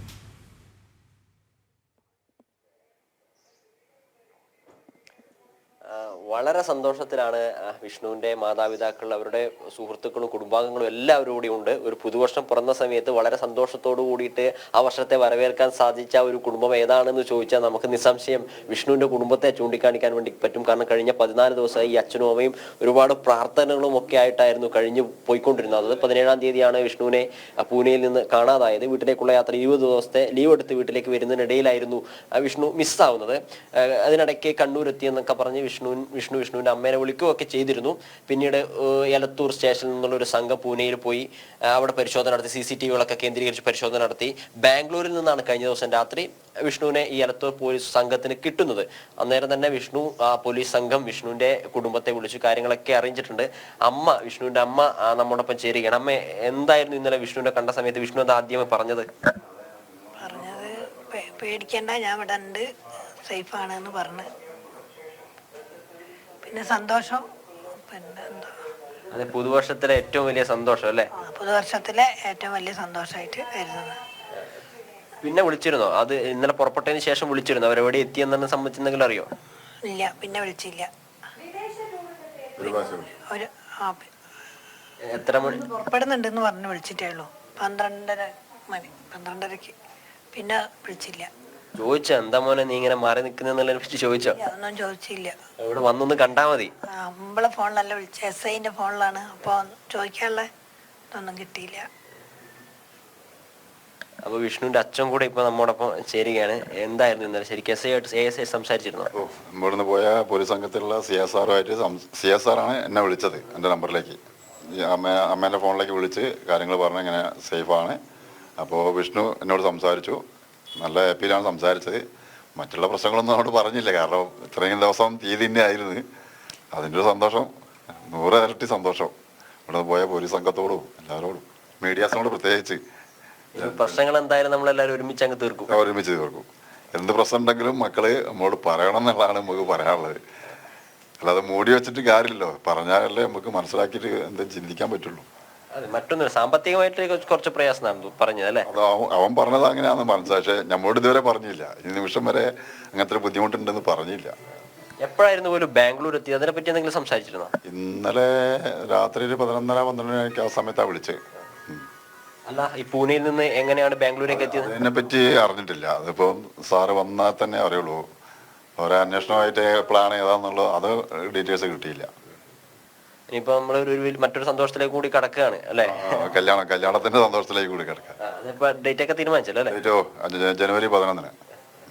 അപ്പോൾ വലിയ സന്തോഷത്തിലാണ് ഈ കുടുംബം ഉള്ളത്. നമ്മൾ നേരത്തെ സ്റ്റേഷനിൽ ബന്ധപ്പെട്ട സമയത്ത് ഒരു 2-3 മണിക്കൂറിൽ മുത്തങ്ങയിലെത്തി, ഒരു 6 മണിക്ക് ശേഷം മുത്തങ്ങയിലെത്തി എന്ന് അറിഞ്ഞിട്ടുണ്ട്. ഇനിയിപ്പോൾ ഒരു 3 മണിക്കൂറിനകത്ത് തന്നെ വിഷ്ണുവിനെയും കൊണ്ടുള്ള അന്വേഷണ സംഘം ഇങ്ങോട്ടേക്ക് എത്താൻ മതിയാവും. അതിനുശേഷം ഈ കുടുംബാംഗങ്ങൾ ഉൾപ്പെടെയുള്ള ആളുകൾ സ്റ്റേഷനിലേക്ക് പോയി ബാക്കി കാര്യങ്ങളൊക്കെ പിന്നീടാണ്. വിഷ്ണുവിന്റെ അച്ഛൻ പറഞ്ഞതുപോലെ എന്തൊക്കെ പ്രശ്നങ്ങളായാലും സാമ്പത്തികമായ ചെറിയ പ്രശ്നങ്ങളൊക്കെ ഉണ്ട്, അതുകൊണ്ടാണ് മാറി നിൽക്കുന്നത് എന്ന കാര്യമാണ് നമുക്ക് പ്രാഥമികമായി അറിയാൻ പറ്റുന്നത്. അതൊക്കെ എന്തൊക്കെയായാലും കൂട്ടമായി ചേർന്നുകൊണ്ട് പരിഹരിക്കുമെന്ന ഒരു ഉറപ്പ് വിഷ്ണുവിന്റെ അച്ഛൻ പറയുന്നു. അതോടൊപ്പം തന്നെ എല്ലാ മക്കൾക്കുമുള്ള ഒരു മുന്നറിയിപ്പ്, എന്തെങ്കിലും പ്രശ്നങ്ങൾ ഉണ്ടെങ്കിൽ അത് കുടുംബവുമായിട്ട് പങ്കുവെക്കണമെന്നൊരു മുന്നറിയിപ്പും കൂടി വിഷ്ണുവിന്റെ അച്ഛൻ ഈ പുതുവത്സര ദിനത്തിൽ വളരെ സന്തോഷത്തോടു കൂടി പങ്കുവെക്കുന്നു. അതായത് ആകസ്മികമായാണെങ്കിലും വലിയൊരു സന്ദേശം ആ കുടുംബം നൽകുകയാണ്. കഴിഞ്ഞ ദിവസങ്ങളിലൊക്കെയും തീ തിന്നുകയായിരുന്നു എന്നാണ് അച്ഛനും അമ്മയും പറയുന്നത്. അപ്പോൾ മകൻ എവിടെയാണെന്നറിയാത്തവരുടെ ഒരു ആശങ്ക, ആവലാതി, അതൊക്കെ ഇന്ന് കണ്ടു. ആ മകനെ കണ്ടെത്തി അവൻ ഫോൺ വിളിച്ച് സംസാരിക്കുന്നു. അതിലുണ്ടാകുന്നൊരു സന്തോഷം. ആ വാക്കുകൾ പലപ്പോഴും വഴിമുട്ടുന്നത് അതുകൊണ്ടാണ്. എന്തു പറയണമെന്ന് അറിയുന്നില്ല. കാരണം മകനെ തിരിച്ചു കിട്ടിയിരിക്കുന്നു. ഇനി വീട്ടിലെത്തുക, എന്തെങ്കിലും ദുഃഖമൊക്കെ ഉണ്ടെങ്കിൽ, ഇപ്പോൾ സാമ്പത്തിക പ്രശ്നം ഉണ്ടെന്നൊക്കെയാണ് പറയുന്നത്. എന്തായാലും ആ പ്രശ്നങ്ങളൊക്കെ നമുക്ക് ഒരുമിച്ച് പരിഹരിക്കാം. അത് വലിയൊരു മെസ്സേജാണ്. നിങ്ങൾക്ക് എന്തെങ്കിലും പ്രശ്നമുണ്ടെങ്കിൽ ഞങ്ങളോട് പറയൂ എന്ന വലിയൊരു സന്ദേശം ആ വാക്കുകളിലുണ്ട്. അതൊരു പുതുവർഷ സന്ദേശമായി, സന്തോഷമായി എല്ലാവരിലേക്കും പകരാൻ ആ കുടുംബത്തിന് കഴിയുന്നുണ്ട്. വിവരങ്ങൾ നൽകുകയായിരുന്നു ഗോകുൽ കെ വേണുഗോപാൽ. കസ്റ്റംസിന്റെ പേരിൽ വ്യാപക ഡിജിറ്റൽ തട്ടിപ്പുകൾ. കസ്റ്റംസ് പിടിച്ചുവെച്ച വിദേശ കറൻസികൾ വിട്ടുകിട്ടാൻ പണം നൽകിയാൽ ഇരട്ടിയായി തിരിച്ചു നൽകാം എന്ന വാഗ്ദാനം. സമാന തട്ടിപ്പുകളുടെ വിവരങ്ങൾ കസ്റ്റംസിന് കൈമാറിയിട്ടുണ്ട് പരാതിക്കാർ. കബളിപ്പിക്കപ്പെട്ട് പണം നഷ്ടപ്പെട്ടവരും നിരവധിയാണ്. രേഷ്മ ബാബു ചേരുന്നു. രേഷ്മ, തട്ടിപ്പിന്റെ പുതിയ മുഖങ്ങളും കഥകളും ഇങ്ങനെ മാറി മാറി വരികയാണ്. ഇപ്പോൾ ഏറ്റവും ഒടുവിലായി വരുന്നത് കസ്റ്റംസിന്റെ പേരിലും നടത്തുന്ന വ്യാപക ഡിജിറ്റൽ തട്ടിപ്പുകളാണ്. എന്താണ് വിവരങ്ങൾ? രോഹിണി, ഫോണിലൂടെയൊക്കെ തന്നെ ഈ ജാഗ്രതാ നിർദ്ദേശങ്ങൾ നിരന്തരം പറയുന്നുണ്ടെങ്കിലും തട്ടിപ്പുകൾക്ക് കുറവില്ല. നേരത്തെ ഉത്തരേന്ത്യൻ സംഘങ്ങളായിരുന്നു തട്ടിപ്പുകൾക്ക് പിന്നിലെങ്കിൽ ഇപ്പോൾ മലയാളികൾ കൂടി ഉൾപ്പെട്ട സംഘങ്ങൾ ഇതിന് നേതൃത്വം നൽകുന്നുണ്ടെന്നാണ് വിവരം. കസ്റ്റംസിന്റെ പേരിൽ, കസ്റ്റംസ്, ED, CBI തുടങ്ങിയ ഏജൻസികളുടെ പേരിലാണ് ഈ തട്ടിപ്പ് വ്യാപകമായിട്ട് നടക്കുന്നത്. ഡിജിറ്റൽ അറസ്റ്റ് എന്നുള്ള പേരിൽ തട്ടിപ്പ് നടക്കുന്നു. അതോടൊപ്പം തന്നെയാണ് കസ്റ്റംസിന്റെ പേരിൽ മറ്റൊരു രീതിയിൽ, അതായത് തടഞ്ഞു വെച്ച വിദേശ കറൻസി വിട്ടുകിട്ടാനായിട്ട് പണം ചോദിച്ചുകൊണ്ടുള്ള തട്ടിപ്പ് നടത്തുന്നത്. അതായത് മുംബൈയിൽ നിന്നും ഉള്ള ആളുകൾ, അതായത് മുംബൈയിൽ നിന്നും വരുന്ന സമയത്ത് വിദേശ കറൻസി പിടിച്ചു വയ്ക്കുകയും ആ വിദേശ കറൻസി വിട്ടുകിട്ടാനായിട്ട് പണം ആവശ്യപ്പെടുകയും, ലക്ഷങ്ങൾ, 5 ലക്ഷം രൂപ ആവശ്യപ്പെടുകയും ഇത് പിന്നീട് ഈ വിദേശ കറൻസി ഇരട്ടിയായിട്ട് നൽകാമെന്നുള്ളതാണ് സമൂഹ മാധ്യമത്തിലൂടെ പ്രചരിപ്പിക്കുന്ന തട്ടിപ്പിന്റെ ഒരു വാഗ്ദാനം. ഇതിനെ തുടർന്ന് ഈ ആൾക്കാർ മലയാളികളെ ബന്ധപ്പെടുകയും ആ മലയാളി ഒരു സംശയം തോന്നിയതിന്റെ അടിസ്ഥാനത്തിൽ കസ്റ്റംസിനെ ഈ വിവരം ധരിപ്പിക്കുകയുമായിരുന്നു. ഈ തട്ടിപ്പുകൾ സംബന്ധിച്ചുള്ള കാര്യങ്ങൾ പുറത്തു വരുന്നുണ്ടെങ്കിലും ഇതുമായി ബന്ധപ്പെട്ട് കൂടുതൽ അന്വേഷണത്തിലേക്ക് കടക്കാൻ കസ്റ്റംസിന് ചില പരിമിതികളുണ്ട്. അതുകൊണ്ട് തന്നെ ജാഗ്രത പാലിക്കുക എന്നുള്ളതല്ലാതെ മറ്റൊരു പോംവഴിയില്ല. അത് തന്നെയാണ് കസ്റ്റംസിന്റെ വിഭാഗവും പറയുന്നത്. കസ്റ്റംസ് പിടിച്ചുവെക്കുന്ന വിദേശ കറൻസികൾ അത് വിട്ടുകിട്ടുവാനായിട്ട് പണം വേണമെന്നുള്ളതാണ് ഇവരുടെയൊക്കെ ആവശ്യം. ഒപ്പം തന്നെ ഈ വിദേശ കറൻസി ഇരട്ടിയായിട്ട് തിരികെ തരുമെന്നും ഒക്കെ പറയുന്നുണ്ട്. കഴിഞ്ഞ ദിവസങ്ങളിൽ നമുക്കറിയാം ഇങ്ങനെ വിമാനത്താവളത്തിൽ ഒരു മലയാളി കാത്തിരുന്ന ഒരു സാഹചര്യം കൂടിയുണ്ട്. അതായത് സമൂഹ മാധ്യമത്തിലൂടെ പരിചയപ്പെട്ട വ്യക്തി ഈ വിദേശ കറൻസി ഇരട്ടിയായിട്ട് നൽകാമെന്നും അത് വിട്ടുകിട്ടാനായിട്ട് പണം കൂടി നൽകണമെന്നും ആവശ്യപ്പെട്ടുകൊണ്ട് ഇത്തരത്തിൽ പണം നൽകപ്പെട്ടയാള് ഈ വിമാനത്താവളത്തിൽ മണിക്കൂറുകളോളം ഈ പറയുന്ന വിദേശ കറൻസിയായിട്ട് വരുന്ന ആളെ കാത്തിരുന്ന സാഹചര്യമുണ്ട്. അതൊക്കെ തന്നെ ഈ തട്ടിപ്പിന്റെ വ്യാപ്തി കൂട്ടുന്നുണ്ട്. പക്ഷേ ജാഗ്രത പാലിക്കുകയേ നിവൃത്തിയുള്ളൂ. കാരണം കേസ് എടുത്തുകൊണ്ടുള്ള ഒരു അന്വേഷണത്തിലേക്ക് കടക്കാനായിട്ട് നിലവിൽ ചില പരിമിതികളും ബുദ്ധിമുട്ടുകളും കസ്റ്റംസിനുണ്ട്. എന്തായാലും ഡിജിറ്റൽ അറസ്റ്റ് എന്നുള്ള തട്ടിപ്പ് മറ്റൊരു വകഭേദമാണ് ഈ പറയുന്ന വിദേശ കറൻസിയുടെ പേരിൽ നടത്തുന്ന തട്ടിപ്പ്. എന്തായാലും ഡിജിറ്റൽ അറസ്റ്റ് ആണെങ്കിലും വിദേശ കറൻസി അതിന്റെ തിരികെ നൽകാമെന്നുള്ള വാഗ്ദാനം ചെയ്തുകൊണ്ട് സമൂഹ മാധ്യമത്തിൽ പ്രചരിക്കുന്ന കാര്യങ്ങളാണെങ്കിലും ആ തട്ടിപ്പിൽ വീഴരുതെന്നാണ് കസ്റ്റംസ് അടക്കമുള്ള വിഭാഗം പറയുന്നത്. എന്തായാലും ഈ ഏജൻസികളൊന്നും തന്നെ ആരെയും നേരിട്ട് വിളിച്ച് ഇങ്ങനെ പറയാറില്ല. അതുകൊണ്ട് തന്നെ ജാഗ്രത പാലിക്കുക. അതോടൊപ്പം തന്നെയാണ് ഉത്തരേന്ത്യൻ സംഘങ്ങൾ ആദ്യഘട്ടത്തിലാണ് ഈ തട്ടിപ്പിന് നേതൃത്വം കൊടുത്തിരുന്നതെങ്കിൽ മലയാളികൾ ഈ ഡിജിറ്റൽ തട്ടിപ്പ് രംഗത്തേക്കും കടന്നിരിക്കുകയാണ്. എന്തായാലും ഇതുമായി ബന്ധപ്പെട്ട് ജാഗ്രത പാലിക്കുക എന്നുള്ളതാണ് കസ്റ്റംസും മറ്റ് വിഭാഗങ്ങളും പറയുന്നത്. അതോടൊപ്പം തന്നെ ഇങ്ങനെ ഏതെങ്കിലും തരത്തിലുള്ള സന്ദേശങ്ങൾ വന്നു കഴിഞ്ഞാൽ ഫോണിലോ അല്ലാതെയോ നിങ്ങൾക്ക് അവരെ ബന്ധപ്പെട്ട് കഴിഞ്ഞാൽ സ്വാഭാവികമായിട്ടും അടുത്തുള്ള പോലീസ് സ്റ്റേഷനിൽ അറിയിക്കുക. എന്തായാലും കസ്റ്റംസിന്റെയും CBIയുടെയും EDയുടെയും പേരിലാണ് ഇത്തരത്തിൽ തട്ടിപ്പുകൾ നടക്കുന്നത്. ജാഗ്രതാ നിർദ്ദേശങ്ങൾ ഇക്കാര്യത്തിൽ അധികൃതർ പുറപ്പെടുവിച്ചിട്ടുണ്ട്. രോഹിണി, രേഷ്മ, ഈ ഇരട്ടിപ്പ് എന്നൊരു വാക്ക് കേട്ടാൽ എല്ലാം മറന്ന് പണം കൊണ്ടു കൊടുക്കുന്ന ഒരു സ്വഭാവം, തട്ടിപ്പിന് സ്വയം വിധേയരാകുന്ന ഒരു സ്വഭാവം മലയാളികൾക്കുണ്ട്. അത് പല ഘട്ടങ്ങളിൽ നമ്മൾ കണ്ടതാണ്, കേട്ടതാണ്. രാഷ്ട്രീയ കേരളം പോലും അക്കാര്യം പലവട്ടം ചർച്ച ചെയ്താണ്, വിവാദങ്ങളിൽപ്പെട്ടതാണ്. എന്നിട്ടും അവസാനിക്കുന്നില്ല ഈ പണത്തോടുള്ള ആർത്തി, അല്ലെങ്കിൽ ഇരട്ടിച്ച് പണം തരാമെന്ന് പറഞ്ഞാൽ ആരെയും വിശ്വസിക്കുന്ന മലയാളിയുടെ സ്വഭാവം എന്ന് ആവർത്തിച്ച് വ്യക്തമാക്കുന്നതല്ലേ ഈ സംഭവം? കൃഷ്ണരാജ്, മലയാളിയെ കുറ്റം പറയല്ല, മറിച്ച് ഈ സൗജന്യമെന്നും ഇരട്ടി പണം കിട്ടാമെന്നും ഒക്കെ പറഞ്ഞു കഴിയുമ്പോൾ വാഗ്ദാനം കേട്ട് കഴിഞ്ഞാൽ ഉടനെ ചാടി പുറപ്പെടുന്നവരാണ് മലയാളികൾ. അതുകൊണ്ട് തന്നെയാണ് ഇത്തരം തട്ടിപ്പുകൾ കൂടുതലായിട്ട് വരുന്നതും. അതിനോടൊപ്പം തന്നെ സംഘങ്ങൾ ഇതുമായി ബന്ധപ്പെട്ട് ഈ ഒരു മേഖല തന്നെ കേന്ദ്രീകരിക്കുന്നത്. മറ്റൊരു പ്രധാനപ്പെട്ട മറ്റൊരു സംഭവം കൂടിയുണ്ട്. അതായത് ഈ പാഴ്സലുകൾ വിട്ടുകിട്ടാനെന്നുള്ള പേരിലും വ്യാപകമായിട്ടുള്ള തട്ടിപ്പുകൾ നടക്കുന്നുണ്ട്. ഈ ആമസോണിലാണെങ്കിലും അല്ല ആ സൈറ്റുകളുടെ ഒക്കെ പേരിലാണ് ഈ ഇത്തരത്തിലുള്ള തട്ടിപ്പുകൾ നടക്കുന്നത്.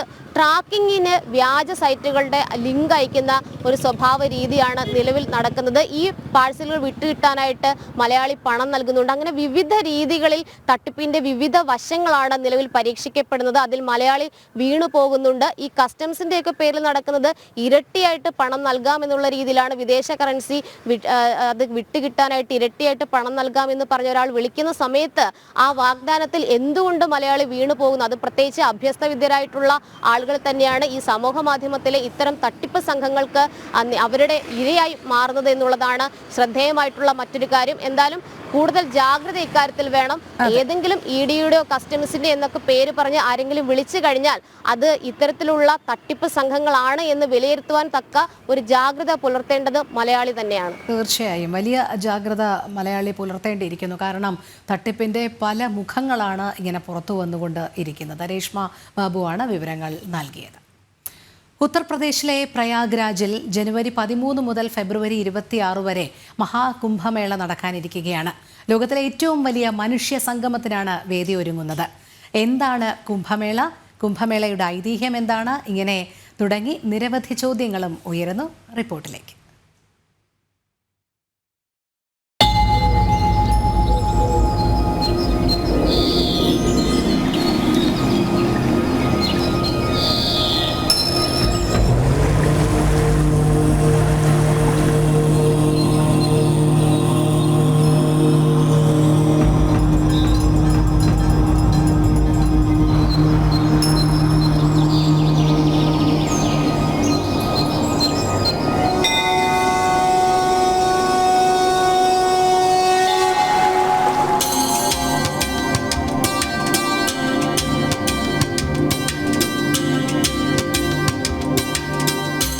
എന്താണ് കുംഭമേള?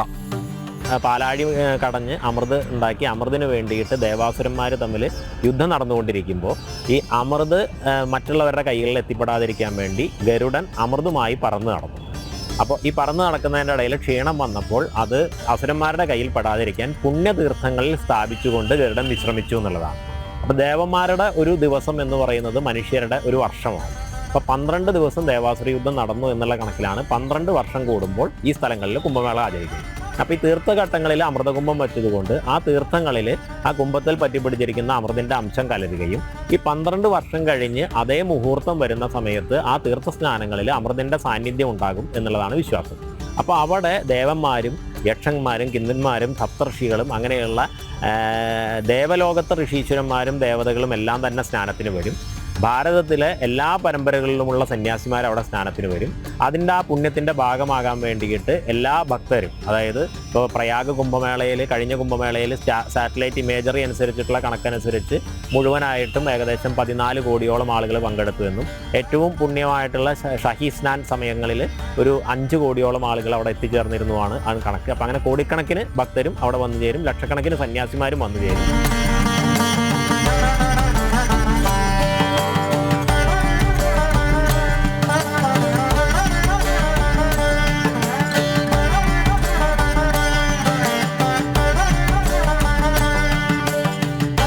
ആരൊക്കെ കുംഭമേളയിൽ പങ്കെടുക്കണം? വലിയ തരത്തിലുള്ള ആധ്യാത്മിക അനുഭൂതി പകരുന്ന ഒരു മഹാമേളയാണ് ഒരു കുംഭമേള എന്ന് പറയുന്നത്. അപ്പോൾ ആ കുംഭമേളയിൽ പങ്കെടുക്കുക എന്ന് പറയുന്നത് ഭാരതത്തെ അറിയാൻ ആഗ്രഹിക്കുന്ന, ഭാരതത്തിൻ്റെ സംസ്കൃതി അറിയാൻ ആഗ്രഹിക്കുന്ന, ഭാരതത്തിൻ്റെ ആധ്യാത്മിക പാരമ്പര്യം അറിയാൻ ആഗ്രഹിക്കുന്ന ഏവർക്കും വളരെ ഒരുപക്ഷെ ജീവിതത്തിലെ ഒരു തവണ മാത്രം കിട്ടാവുന്ന ഒരു അസുലഭ മുഹൂർത്തമാണ്. അപ്പോൾ അതിന് കഴിയുന്നത്ര ആളുകൾ എത്തിച്ചേരുന്നതാണ് എത്തിച്ചേരണം എന്നുള്ളതാണ് ഒരു ഭക്തരായിട്ടുള്ള ആളുകളും വിശ്വാസികളായിട്ടുള്ള ആളുകളും എല്ലാം കരുതിപ്പോകും. കുംഭമേളയോടനുബന്ധിച്ച് ജനം TV പ്രയാഗ്രാജിൽ പ്രത്യേക ബ്യൂറോ സജ്ജീകരിക്കുന്നു. ആധ്യാത്മികതയുടെ അനുഭൂതി ഭക്തരിലെത്തിക്കാൻ ജനം TV ഒരുങ്ങിക്കഴിഞ്ഞു.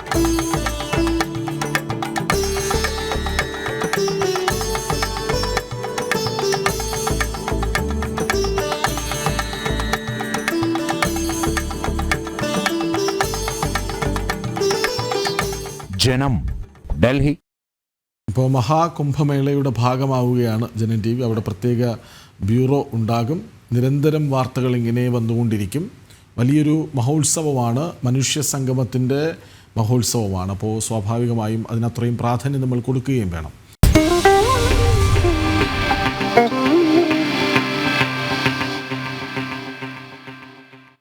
നമുക്കിനി ഈ മണിക്കൂറിലെ പ്രധാന തലക്കെട്ടുകൾ നോക്കാം.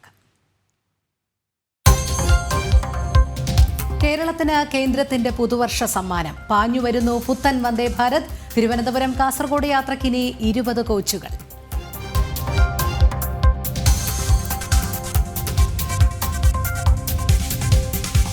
നിയുക്ത കേരള ഗവർണർ രാജേന്ദ്ര അർലേക്കർ ഇന്ന് തലസ്ഥാനത്ത്. രാജ്ഭവനിൽ നാളെ ചുമതലയേൽക്കും.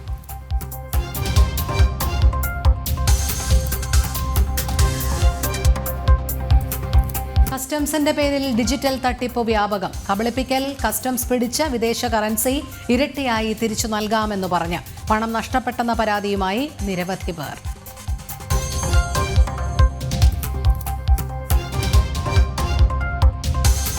കാണാതായ മലയാളി സൈനികൻ വിഷ്ണുവിനെ കണ്ടെത്തി. പൂനെയിൽ നിന്ന് കണ്ടെത്തിയത് കേരള പോലീസ്. ഇന്ന് നാട്ടിലെത്തിക്കും. മാറി നിന്നത് സാമ്പത്തിക പ്രശ്നങ്ങൾ കാരണമെന്ന് വിഷ്ണു.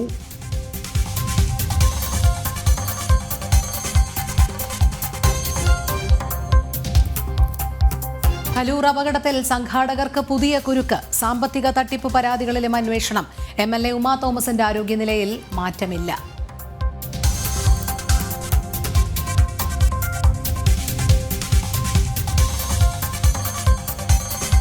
വയനാട്ടിൽ വീട് വെച്ചു നൽകാമെന്ന് വാഗ്ദാനം ചെയ്തവരുടെ യോഗം ഇന്ന്. മുഖ്യമന്ത്രി വിളിച്ച യോഗത്തിൽ കർണാടക സർക്കാർ പ്രതിനിധികൾ പങ്കെടുക്കും. സന്നദ്ധ സംഘടനകളുമെത്തും.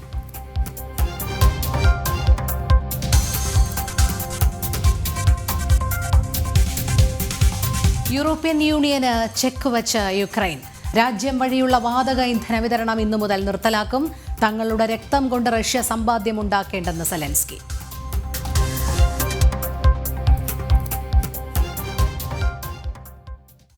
ഒക്ടോബർ 7-ന് ആക്രമണത്തിന് നേതൃത്വം നൽകിയ കമാൻഡറെ കൊലപ്പെടുത്തി. അബ്ദു അൽ ഹദീസ് സബ ആണ് കൊല്ലപ്പെട്ടത്. ഹമാസിൻ്റെ വെസ്റ്റ് ഖാൻ യൂനിസ് ബറ്റാലിയൻ കമാൻഡറായിരുന്നു. ഡ്രോൺ ആക്രമണത്തിലാണ് ഇയാൾ കൊല്ലപ്പെട്ടത്. സാധാരണക്കാരെ ബാധിക്കാത്ത രീതിയിലായിരുന്നു ആക്രമണമെന്ന് ഇസ്രയേൽ പ്രതിരോധ സേന അറിയിച്ചു. വിവരങ്ങളുമായി ഐസൻ ജോസഫും ചേരുന്നു. ഐസൻ, പിന്നോട്ടില്ല എന്ന് ഒരിക്കൽ കൂടി വ്യക്തമാക്കുന്നുവോ ഇസ്രയേൽ?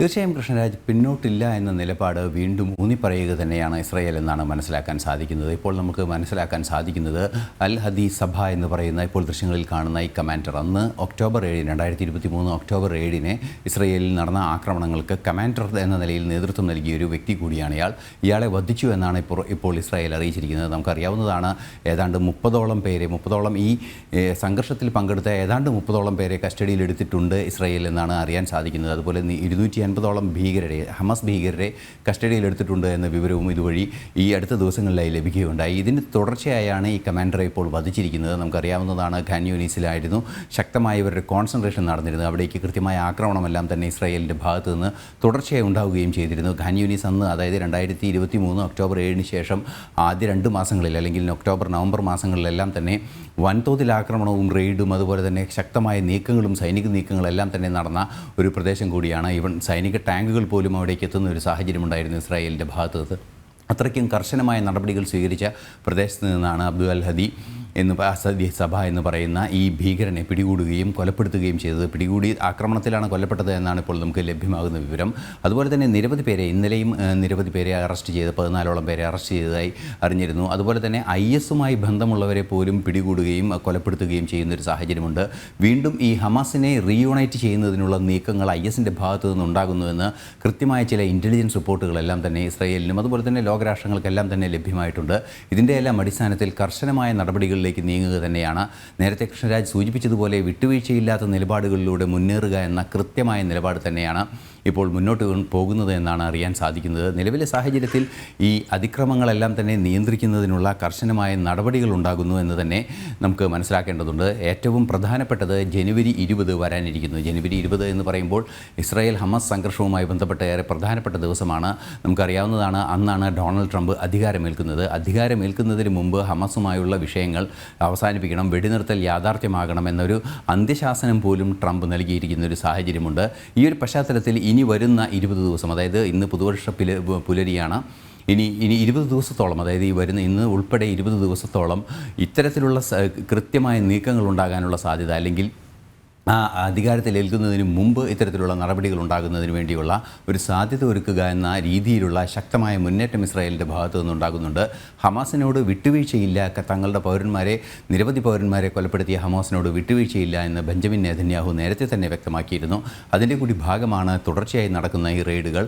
അതുപോലെ തന്നെ വെസ്റ്റ് ബാങ്കിലും ചില നിരീക്ഷണങ്ങളും പരിശോധനകളും നടക്കുന്നുണ്ട് എന്ന വിവരവും പുറത്തു വരുന്നുണ്ട്. കൃഷ്ണരാജ്. ശരി, ഐസൻ ജോസാണ് വിവരങ്ങൾ നൽകിയത്. കൊലപാതക കേസിലെ പ്രതികളുമായി നേതാക്കൾക്കുള്ള ബന്ധം ഒരിടവേളയ്ക്ക് ശേഷം CPM നേതൃത്വത്തിന് വീണ്ടും തലവേദനയാകുന്നു. കൊടിസുനിക്കായി P. ജയരാജൻ പരസ്യമായി രംഗത്തു വന്നതും കൊലപാതക കേസിലെ പ്രതിയുടെ ഗൃഹപ്രവേശ ചടങ്ങിന് CPM ജില്ലാ സെക്രട്ടറി MV ജയരാജനും മറ്റു നേതാക്കളും എത്തിയതും പാർട്ടിയെ പ്രതിക്കൂട്ടിലാക്കിയിട്ടുണ്ട്. വിവരങ്ങളുമായി മിഥുൻ പിള്ള ചേരുന്നു. മിഥുൻ, പരസ്യമായി ഇരയ്ക്കൊപ്പം എന്ന് പറയുമ്പോഴും രഹസ്യമായി പാർട്ടി ഗുണ്ടകളെ സഹായിക്കുന്ന ഒരു നിലപാട് തന്നെയാണ് CPM എപ്പോഴും വച്ചുപുലർത്തിപ്പോയിട്ടുള്ളത്. നേരത്തെയും നമ്മൾ കണ്ടിട്ടുള്ളതാണ്. എന്തായാലും അത് പാർട്ടിയെ കൂടുതൽ പ്രതിരോധത്തിലാക്കുന്ന കാഴ്ചയാണ് ഇപ്പോൾ ഏറ്റവും ഒടുവിലായി കാണാൻ കഴിയുന്നത്. വിവരങ്ങൾ.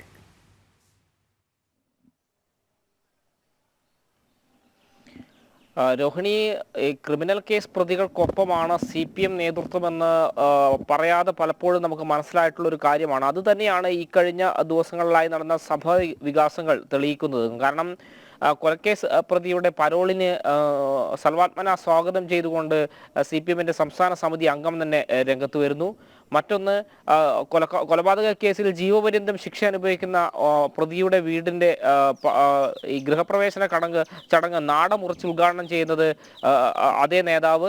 മാത്രമല്ല CPM-ന്റെ കണ്ണൂർ ജില്ലാ സെക്രട്ടറിയായ MV ജയരാജൻ ആ ചടങ്ങിൽ പങ്കെടുക്കുന്നു. നിരവധി ക്രിമിനൽ കേസുകളിലെ പ്രതികൾ ഈ ഒരു ചടങ്ങിൽ പങ്കെടുക്കുന്നു. നമുക്കറിയാം, ഇത്തരം രാഷ്ട്രീയ കൊലപാതകങ്ങൾ നടന്നു കഴിഞ്ഞാൽ അതിനെ പരസ്യമായി CPM ഒരിക്കലും അംഗീകരിച്ചിട്ടില്ല. നമുക്ക് TP കേസ് ഉൾപ്പെടെയുള്ളത് ഉദാഹരണമായി നമ്മുടെ മുന്നിലുണ്ട്. എന്നാൽ പിന്നീട് ആ കേസിലെ പ്രധാന പ്രതികളെ ഒക്കെ തന്നെ രഹസ്യമായി സഹായിക്കുകയും അവരുടെ കല്യാണം നടത്തി കൊടുക്കുകയും ഒക്കെ തന്നെ ചെയ്യുന്നത് നമ്മൾ കണ്ടിട്ടുണ്ട്. അതിൽ ഏറ്റവും പ്രധാനപ്പെട്ടത് TP വധക്കേസിലെ പ്രതിയായ മുഹമ്മദ് ഷാഫിയുടെ കല്യാണത്തിന്റെ മുന്നിൽ നിന്നത് ഇപ്പോഴത്തെ നിയമസഭാ സ്പീക്കറായ AN ഷംസീർ ആയിരുന്നു എന്നുള്ളതാണ് എടുത്തു പറയേണ്ട ഒരു കാര്യം. മാത്രമല്ല, ഇപ്പോൾ കഴിഞ്ഞ ദിവസം നടന്ന പ്രധാനപ്പെട്ട സംഭവം തലശ്ശേരി വടക്കുംപാട് BJP പ്രവർത്തകനായ നിഖിലിനെ കൊലപ്പെടുത്തിയ കേസിലെ ഒന്നാം പ്രതിയാണ് ശ്രീജിത്ത് എന്ന് പറയുന്ന CPM പ്രവർത്തകൻ.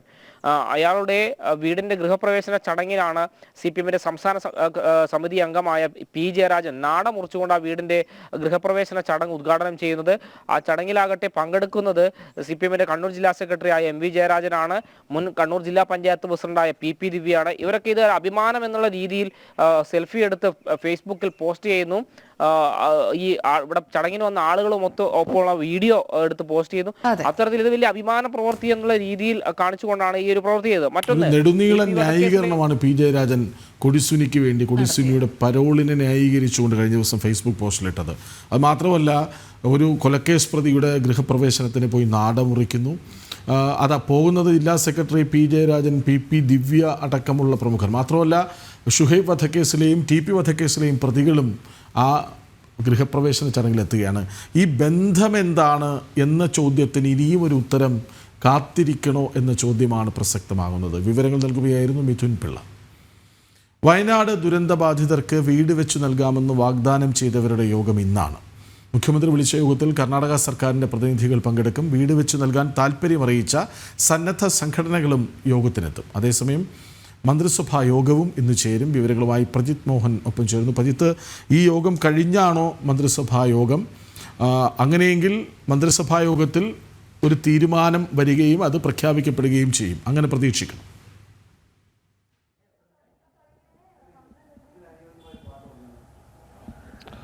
കൃഷ്ണരാജ, രണ്ട് പ്രധാനപ്പെട്ട കാര്യങ്ങളാണ് ഇന്ന് തിരുവനന്തപുരത്ത് നടക്കുന്നത്. പ്രത്യേകിച്ച് ഈ വയനാട് പുനരധിവാസവുമായി ബന്ധപ്പെട്ട് ഇന്ന് ഈ വീടുകൾ നിർമ്മിച്ച് നൽകാമെന്ന് വാഗ്ദാനം ചെയ്തവരുടെ പ്രതിനിധികളുമായിട്ടുള്ള യോഗം ഇത് മുഖ്യമന്ത്രിയുടെ അധ്യക്ഷതയിൽ ചേരുന്നുണ്ട്. റവന്യൂ മന്ത്രി അടക്കമുള്ളവർ ഈ യോഗത്തിൽ പങ്കെടുക്കും. അതിലേറ്റവും ശ്രദ്ധേയമായ കാര്യം, നേരത്തെ ഈ വീട് വെച്ച് നൽകാമെന്നുള്ള വാഗ്ദാനം നൽകിയ 100 പേർക്ക് വീട് വെച്ച് നൽകാമെന്ന വാഗ്ദാനം നൽകിയ കർണാടക സർക്കാരിനോട് സംസ്ഥാന സർക്കാരിൻ്റെ പ്രതികരണം വളരെ മോശമായിരുന്നു. അല്ലെങ്കിൽ ആ രീതിയിലൊരു ഇടപെടൽ മുഖ്യമന്ത്രിയുടെ ഭാഗത്തു നിന്നുണ്ടായില്ല തുടങ്ങിയിട്ടുള്ള വലിയ വിമർശനങ്ങളൊക്കെ കേട്ടതാണ്. ആ വിമർശനങ്ങൾക്കൊടുവിലാണ് ഇങ്ങനെ ഒരു യോഗം ചേരുന്നത് എന്നുള്ളതാണ്. കർണാടക സർക്കാരിൻ്റെ പ്രതിനിധി, അതോടൊപ്പം തന്നെ മുസ്ലിം ലീഗിൻ്റെ പ്രതിനിധി, രാഹുൽ ഗാന്ധിയുടെ പ്രതിനിധി തുടങ്ങിയിട്ടുള്ള ആളുകൾ വയനാട് ജില്ലാ കളക്ടർ അടക്കമുള്ളവർ പങ്കെടുക്കുന്ന യോഗത്തിൽ ചേരുമെന്നുള്ളതാണ്. പ്രധാനമായും നിലവിലത്തെ സർക്കാരിൻ്റെ ഒരു മാസ്റ്റർ പ്ലാൻ ഉണ്ട്. ആ പദ്ധതിയുമായി സഹകരിച്ച് എങ്ങനെയാണ് ഈ വീട് നിർമ്മാണവുമായി മുന്നോട്ട് പോകാം എന്നുള്ളതാണ് സർക്കാർ ആലോചിക്കുന്നത്. പരമാവധി ആളുകളെ ഈ രീതിയിൽ ഈ വീട് നിർമ്മാണത്തിന്റെ ഭാഗമായി, പ്രത്യേകിച്ച് സർക്കാരിന്റെ ടൗൺഷിപ്പ് നിർമ്മാണത്തിന്റെ ഭാഗമായി മാറ്റാനുള്ള ആലോചനകളാണ് നടക്കുന്നത്. അതിന് ഈ പറയുന്ന രീതിയിൽ ഇവർ സഹകരിക്കുമോ എന്നുള്ളതാണ് ഏറ്റവും പ്രധാനപ്പെട്ട ചോദ്യം. പ്രത്യേകിച്ച് കർണാടക സർക്കാരിന്റെ വാഗ്ദാനമൊക്കെ ഉണ്ടാകുന്ന സമയത്ത് ആദ്യഘട്ടത്തിൽ മുഖ്യമന്ത്രിയുടെ ഭാഗത്തുനിന്നോ സർക്കാരിന്റെ ഭാഗത്തുനിന്നോ യാതൊരുവിധ പ്രതികരണങ്ങളും ഉണ്ടായിരുന്നില്ല. അതിലൊക്കെ വലിയ വിമർശനമൊക്കെ കേട്ട സാഹചര്യത്തിൽ സർക്കാരിന്റെ പദ്ധതിയുമായി സഹകരിച്ച് മുന്നോട്ട് പോകാനാണോ അതോ സ്വന്തം നിലയിൽ ഭൂമി ഏറ്റെടുത്ത് വീട് നിർമ്മിച്ചു നൽകാനുള്ള തീരുമാനവുമായി ഇവർക്ക് മുന്നോട്ട് പോകുമോ എന്നുള്ളതാണ് ഇന്നത്തെ യോഗത്തിൽ ഏറ്റവും പ്രധാനപ്പെട്ടത്. 50-ലധികം വീടുകൾ നിർമ്മിച്ചു നൽകാമെന്നുള്ള വാഗ്ദാനം നൽകിയവരുടെ പ്രതിനിധികളുമായിട്ടാണ് ഇന്ന് മുഖ്യമന്ത്രി ഇത്തരത്തിലൊരു കൂടിക്കാഴ്ച നടത്തുന്നത്. അതോടൊപ്പം തന്നെയാണ് ഇന്ന് മന്ത്രിസഭാ യോഗവുമുണ്ട്. ഈ മന്ത്രിസഭാ യോഗവും നിർണായകവുമാണ്. പ്രത്യേകിച്ച് വയനാട് പുനരധിവാസവുമായി ബന്ധപ്പെട്ട നേരത്തെ ഒരു കരട് രൂപത്തിനൊക്കെ, പ്രത്യേകിച്ച് മാസ്റ്റർ പ്ലാനുകളുമായി ബന്ധപ്പെട്ട ടൗൺഷിപ്പുകളുമായി ബന്ധപ്പെട്ടുള്ള കരട് രൂപത്തിലൊക്കെ അംഗീകാരം നൽകിയിരുന്നു. അതിന്റെ ഒരു പൂർണ്ണ അംഗീകാരം ഈ യോഗത്തിൽ ഉണ്ടാകും എന്നുള്ളതാണ് നമ്മൾ മനസ്സിലാക്കുന്നത്. പ്രത്യേകിച്ച് വീടുകളുടെ രൂപരേഖ അടക്കമുള്ള കാര്യങ്ങളിൽ അന്തിമ തീരുമാനം ഉണ്ടാകാനുള്ള എല്ലാ സാധ്യതയും ഇന്നുണ്ട്. 1000 സ്ക്വയർ ഫീറ്റുള്ള ഭാവിയിൽ പുനർനിർമ്മാണത്തിന് സാധ്യതയുള്ള വീടുകളൊക്കെയായിരുന്നു കഴിഞ്ഞ യോഗത്തിൽ നിർമ്മിക്കാൻ സർക്കാർ തീരുമാനമെടുത്തത്. അത് പൂർണ്ണമായും അതിന്റെ രൂപരേഖ അടക്കമുള്ള കാര്യങ്ങളിൽ ഇന്നൊരു അന്തിമ നിലപാടുണ്ടാകും. ഈ നിലപാടും മുഖ്യമന്ത്രി ഈ ക്യാബിനറ്റ് യോഗത്തിന് ശേഷം ഈ നിലപാടും വരുന്ന ഈ പ്രതിനിധികളുടെ യോഗത്തിൽ അറിയിക്കുമെന്നുള്ളതാണ് നമുക്ക് മനസ്സിലാക്കാൻ കഴിയുന്നത്. 250 കോടിയോളം ചെലവ് വരുന്ന വലിയ ഒരു 2 ടൗൺഷിപ്പുകളുടെ നിർമ്മാണ പ്രവർത്തനങ്ങളുമായിട്ടാണ് സർക്കാർ മുന്നോട്ട് പോകാൻ ആലോചിക്കുന്നത്. അത് സംബന്ധിച്ച് പ്രത്യേകിച്ച് പ്രത്യേകിച്ച് ചീഫ് സെക്രട്ടറി അടക്കമുള്ള പങ്കെടുക്കുന്ന യോഗത്തിൽ ഒരു അന്തിമ രൂപമുണ്ടാകും. അതിനുശേഷം ഒരു പ്രഖ്യാപനം ഉണ്ടാകാനുള്ള സാധ്യതയൊക്കെ നമ്മളിപ്പോൾ മുൻകൂട്ടി കാണുന്നുണ്ട്. അതിൽ ഏറ്റവും ശ്രദ്ധേയമായ കാര്യം ഈ ടൗൺഷിപ്പ് പദ്ധതിയുമായി ഈ പറയുന്ന കർണാടക അടക്കമുള്ള വീട് നിർമ്മിച്ചു നൽകാമെന്ന് വാഗ്ദാനം നൽകിയവർ സഹകരിക്കുമോ എന്നുള്ളതാണ്. അത് സ്വന്തം നിലയ്ക്ക് സ്വന്തമായി ഈ രീതിയിൽ വീട് വെച്ച് നൽകാനുള്ള ഒരു താല്പര്യം അവർ കാണിക്കുമോ എന്നുള്ളതാണ്. എന്തായാലും ക്യാബിനറ്റ് യോഗത്തിലെടുക്കുന്ന തീരുമാനങ്ങൾ ഏത് തരത്തിലുള്ള വീടുകളാണ് നിർമ്മിക്കുന്നത്, അതിന്റെ രൂപരേഖ എന്ത്, തുടർന്ന് അതിന് എത്രത്തോളം നിർമ്മാണ ചെലവുകൾ വരും, ഒപ്പം ആരെയാണ് ഈ നിർമ്മാണം ഏൽപ്പിക്കുന്നത് തുടങ്ങിയിട്ടുള്ള കാര്യങ്ങളിലൊക്കെ ഒരു അന്തിമ ധാരണ എന്നുണ്ടാക്കും. നമുക്ക് മനസ്സിലാക്കുന്നതനുസരിച്ച് ഊരാളുങ്കൽ ലേബർ കോൺട്രാക്ട് സൊസൈറ്റിയുമായിട്ട് തന്നെയായിരിക്കും സർക്കാർ ഈ വീടുകളുടെ നിർമ്മാണ പ്രവർത്തനങ്ങളുമായി ബന്ധപ്പെട്ടുള്ള അന്തിമ കരാറിലേക്ക് പോകാനുള്ള സാധ്യത. അതും ഈ പറയുന്ന രീതിയിൽ 12 മണിക്ക് ഉച്ചയ്ക്ക് മുൻപ് എന്നുള്ളതാണ് മുഖ്യമന്ത്രിയുടെ ഓഫീസിൽ നിന്ന് നമുക്ക് ലഭിച്ചിരിക്കുന്ന അറിവ്. ഉച്ചയ്ക്ക് മുൻപ് ചേരുന്ന ഈ രീതിയിൽ വീട് വെച്ച് നൽകാമെന്ന് പറയുന്ന പ്രതിനിധികളുടെ അവരുമായിട്ടുള്ള യോഗത്തിൽ മുഖ്യമന്ത്രി ഇത് പങ്കുവെക്കും. അതിനുശേഷം ഒരു പ്രഖ്യാപനമൊക്കെ ഉണ്ടാകാനുള്ള സാധ്യതയും ഇന്ന് കാണുന്നുണ്ട്. കൃഷ്ണരാജ്, ശരി, വിവരങ്ങൾ നൽകുകയായിരുന്നു പ്രജിത് മോഹൻ. അതായത് വയനാട്ടിൽ ദുരന്തം നേരിട്ടവരുടെ പുനരധിവാസം ഇനിയും സാധ്യമായിട്ടില്ല. വീട് വെച്ച് കൊടുക്കാമെന്ന് പല സന്നദ്ധ സംഘടനകൾ, കർണാടക സർക്കാരൊക്കെ പറഞ്ഞു. അപ്പോൾ അത് അന്തിമ തീരുമാനമെടുക്കാനുള്ളൊരു യോഗം ഇന്ന് ചേരുകയാണ്. അതിൻ്റെ വിവരങ്ങളാണ് പ്രജിത്ത് നൽകിയത്. അപൂർവ നാണയങ്ങളുടെ പ്രദർശനവുമായി കാലിക്കറ്റ് കോയിൻ ഫെസ്റ്റ് ശ്രദ്ധേയമാകുന്നു. യേശുക്രിസ്തുവിന്റെ കാലത്തെ റോമിലെ വെള്ളിക്കാശ് മുതൽ സാമൂതിരിയുടെ കാലത്തെ താരമെന്ന നാണയം വരെ പ്രദർശനത്തിലുണ്ട്. അപൂർവ കാഴ്ച കാണാൻ നിരവധി പേരാണ് എത്തുന്നത്.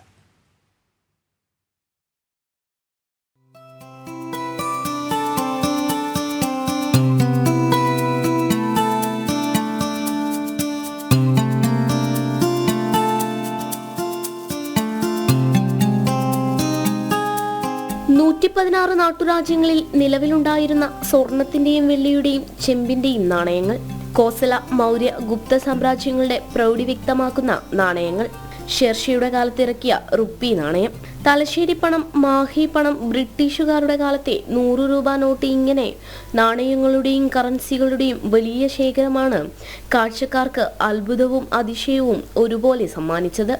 കാലിക്കറ്റ് ന്യൂമിസ്മാറ്റിക് സൊസൈറ്റിയാണ് പ്രദർശനത്തിന്റെ സംഘാടകർ. റെയിൽവേ സ്റ്റേഷൻ ലിങ്ക് റോഡിലെ സുഗീന്ദ്ര കലാമന്ദിറിൽ ഒരുക്കിയ 3 ദിവസത്തെ പ്രദർശനം കാണാൻ ദിവസവും 100 കണക്കിന് ആളുകളാണ് എത്തിയത്. ഇത് ഇത്രയുണ്ട്. അതുപോലെ തന്നെ ഏറ്റവും കൂടുതൽ സ്വർണ്ണ നാണയങ്ങൾ തെക്കേ ഇന്ത്യയിൽ തന്നെ ഈ പ്രദർശനത്തിൽ ഏറ്റവും കൂടുതൽ സ്വർണ്ണ നാണയങ്ങൾ നമ്മൾ പ്രദർശിപ്പിച്ചിട്ടുള്ളത് ഈ എക്സിബിഷനിലാണ്. ഇത് ജനങ്ങൾക്കും വിദ്യാർത്ഥികൾക്കും ചരിത്ര പ്രേമികൾക്കും ചരിത്രത്തെപ്പറ്റി അറിയാനുള്ള ആഗ്രഹങ്ങൾക്കും നമ്മളെ പൈതൃകത്തെ പറ്റി പറയുന്നവർക്കൊക്കെ ഒരു അസുലഭമായ ഒരു അവസരമാണ് ഈ പ്രദർശനം.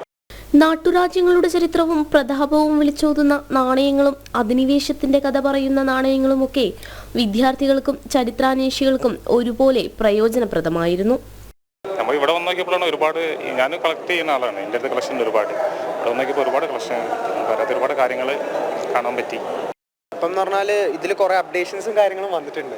അപ്പം അത് നോക്കുന്നുണ്ട് ഇങ്ങനെ ജസ്റ്റ്. പിന്നെ അവർ കുറേയൊക്കെ ഇതിൽ സംഘാടകർ നല്ല രീതിക്ക് ഇത് കൊണ്ടുപോകാൻ നോക്കുന്നുണ്ട്. എല്ലാ വർഷവും ഇവർ നടത്താൻ നോക്കുന്നുണ്ട്. അപൂർവ ഇനം ബാഡ്ജുകൾ, മെഡലുകൾ എന്നിവയും കൗതുകവും അതിശയവും പകർന്നു. ജനം, കോഴിക്കോട്.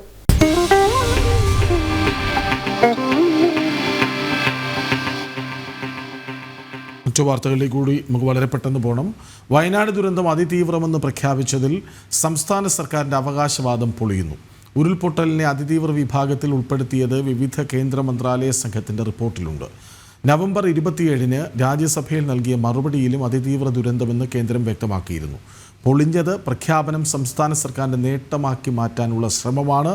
വിവരങ്ങളുമായി പ്രജിത് മോഹനൊപ്പം ചേരുന്നു. പ്രജിത്ത്, എത്ര കൊടുത്താലും ഏതോ ഒരു സിനിമയിൽ നെടുമുടി വേണു പറയുന്നത് പോലെ ഇവിടെ ഒന്നും കിട്ടിയില്ല, ഇവിടെ ഒന്നും തന്നില്ല എന്ന പരാതിയാണ് കേരളത്തിന്. ഒരു അവകാശവാദം കൂടി പൊളിഞ്ഞു വീഴുകയാണ് അല്ലേ?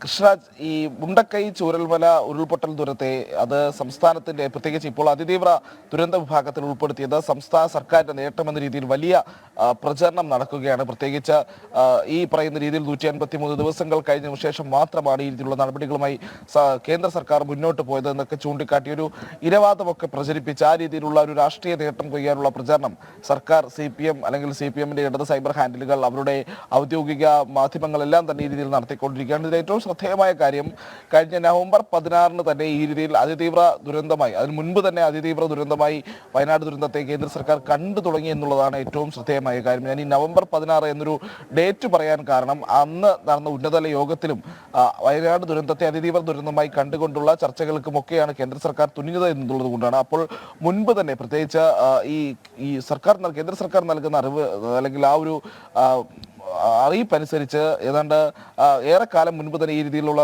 വിലയിരുത്തലുകളും അല്ലെങ്കിൽ ആ രീതിയിൽ വയനാട് ദുരന്തത്തെ കാണുന്ന നിലയിലേക്ക് കേന്ദ്ര സർക്കാർ പോയി എന്നുള്ളതാണ്. പ്രത്യേകിച്ച് വിവിധ മന്ത്രാലയ ടീം അഥവാ ISID-യാണ് ഈ രീതിയിൽ സർക്കാരിൻ്റെ ഈ പറയുന്ന രീതിയിലുള്ള ദുരന്തങ്ങളുമൊക്കെ ഈ രീതിയിൽ ഏത് രീതിയിൽ കാറ്റഗറിയിലേക്ക് ഉൾപ്പെടുത്തണം തുടങ്ങിയിട്ടുള്ള ചർച്ചകളുമായിട്ടൊക്കെ മുന്നോട്ട് പോകുന്നത്.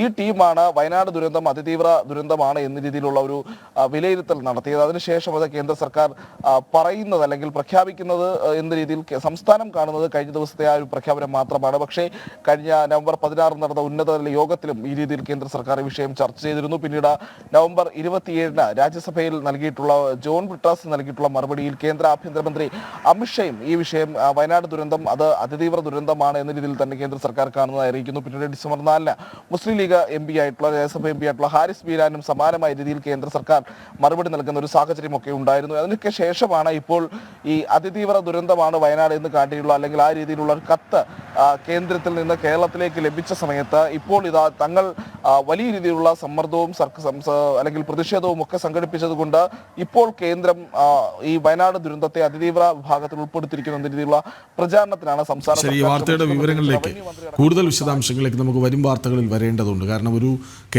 കേന്ദ്രമൊന്നും തന്നില്ലെന്ന് ആവർത്തിച്ചു പറഞ്ഞ് ഒരിക്കൽ കൂടി തിരിച്ചടി നേരിടുന്ന ഒരു വാർത്തയാണ്. അപ്പോൾ അതിലേക്ക് നമുക്ക് വരേണ്ടതുണ്ട്. അതെ, രോഗികൾക്കും അശരണർക്കും ആലംബഹീനർക്കും സാന്ത്വന പരിചരണവുമായി പാലിയേറ്റീവ് ഹോം കെയർ സർവീസ് ആരംഭിച്ച് സേവാഭാരതി കുടയത്തൂർ യൂണിറ്റ്. രോഗികളെ വീടുകളിലെത്തി പരിചരിക്കുക എന്ന ലക്ഷ്യത്തോടെയാണ് ഹോം കെയർ യൂണിറ്റ് ആരംഭിച്ചിരിക്കുന്നത്. കുടയത്തൂർ സരസ്വതി വിദ്യാനികേതൻ സ്കൂളിൽ നടന്ന ഉദ്ഘാടന പരിപാടി സേവാഭാരതി സംസ്ഥാന ഉപാധ്യക്ഷൻ ഡോക്ടർ B രാജീവ് നിർവഹിച്ചു. വർത്തമാനകാല സാഹചര്യത്തിൽ രോഗീ പരിചരണം കുടുംബത്തിന്റെ മാത്രമല്ല സമൂഹത്തിന്റെ കൂടി പിന്തുണയോടെ വേണമെന്നും അത് കുടുംബത്തിന്റെ ക്ലേശത്തെ ലഘൂകരിക്കാൻ സഹായിക്കുമെന്നുമുള്ള തിരിച്ചറിവിൽ നിന്നാണ് പാലിയേറ്റീവ് സർവീസ് ആരംഭിക്കാൻ സേവാഭാരതിക്ക് പ്രേരണയായത്. സേവാഭാരതിയുടെ ഈ സേവനം കുടയത്തൂർ കേന്ദ്രമാക്കി ആരംഭിക്കാൻ സേവാഭാരതി കുടയത്തൂർ ഘടകം തീരുമാനിക്കുകയായിരുന്നു. കുടയത്തൂർ ഗ്രാമപഞ്ചായത്തിനൊപ്പം മുട്ടം അറക്കുളം ഗ്രാമപഞ്ചായത്ത് നിവാസികൾക്ക് കൂടി സേവനം ലഭ്യമാക്കത്തക്ക വിധത്തിലാണ് പദ്ധതി വിഭാവനം ചെയ്തിരിക്കുന്നത്. കുടയത്തൂർ സരസ്വതി വിദ്യാനികേതൻ സെക്കൻഡറി സ്കൂളിൽ നടന്ന ചടങ്ങിൽ സേവാഭാരതി സംസ്ഥാന ഉപാധ്യക്ഷൻ doctor B Rajeev palliative care യൂണിറ്റിന്റെ ഉദ്ഘാടനം നിർവഹിച്ചു. പ്രവൃത്തിയുടെയും സാന്ത്വന സ്പർശത്തിന്റെയും വളരെ വലിയ സമാധാനത്തിന്റെയും ശാന്തിയുടെയും സന്തോഷത്തിന്റെയും മുഹൂർത്തങ്ങളെ നമുക്ക് സമ്മാനിക്കുന്നതായിട്ട് കാണും.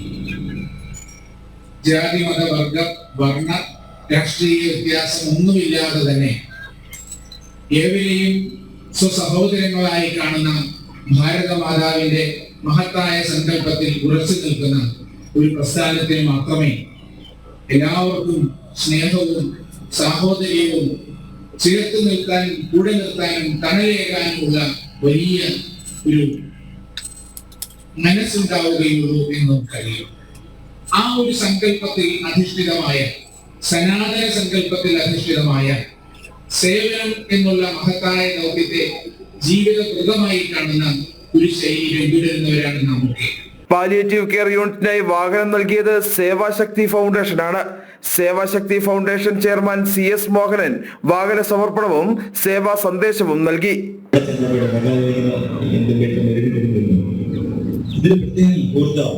നമ്മൾ സമ്പാദിക്കുന്നു, സുഖം അനുഭവിക്കുന്നു, അധ്വാനിക്കുന്നു, പണം കഴിക്കുന്നു, ആഹാരം കഴിക്കുന്നു, എല്ലാ സുഖസൗകര്യങ്ങളിലും നമ്മൾ എന്താണ് കൂടുതൽ പോകാൻ ശ്രമിക്കേണ്ടത്.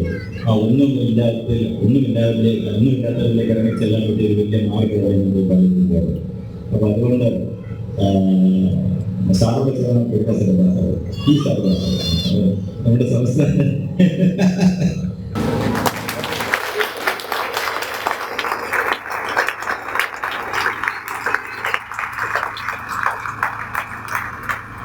ഗുരുതരമായ രോഗങ്ങളാലും മറ്റു കാരണങ്ങളാലും കിടപ്പിലായ രോഗികൾക്കും ഗുരുതര രോഗബാധിതർക്കും വീടുകളിലെത്തി പരിചരണം നൽകുന്ന രീതിയിലാണ് ക്രമീകരണങ്ങൾ.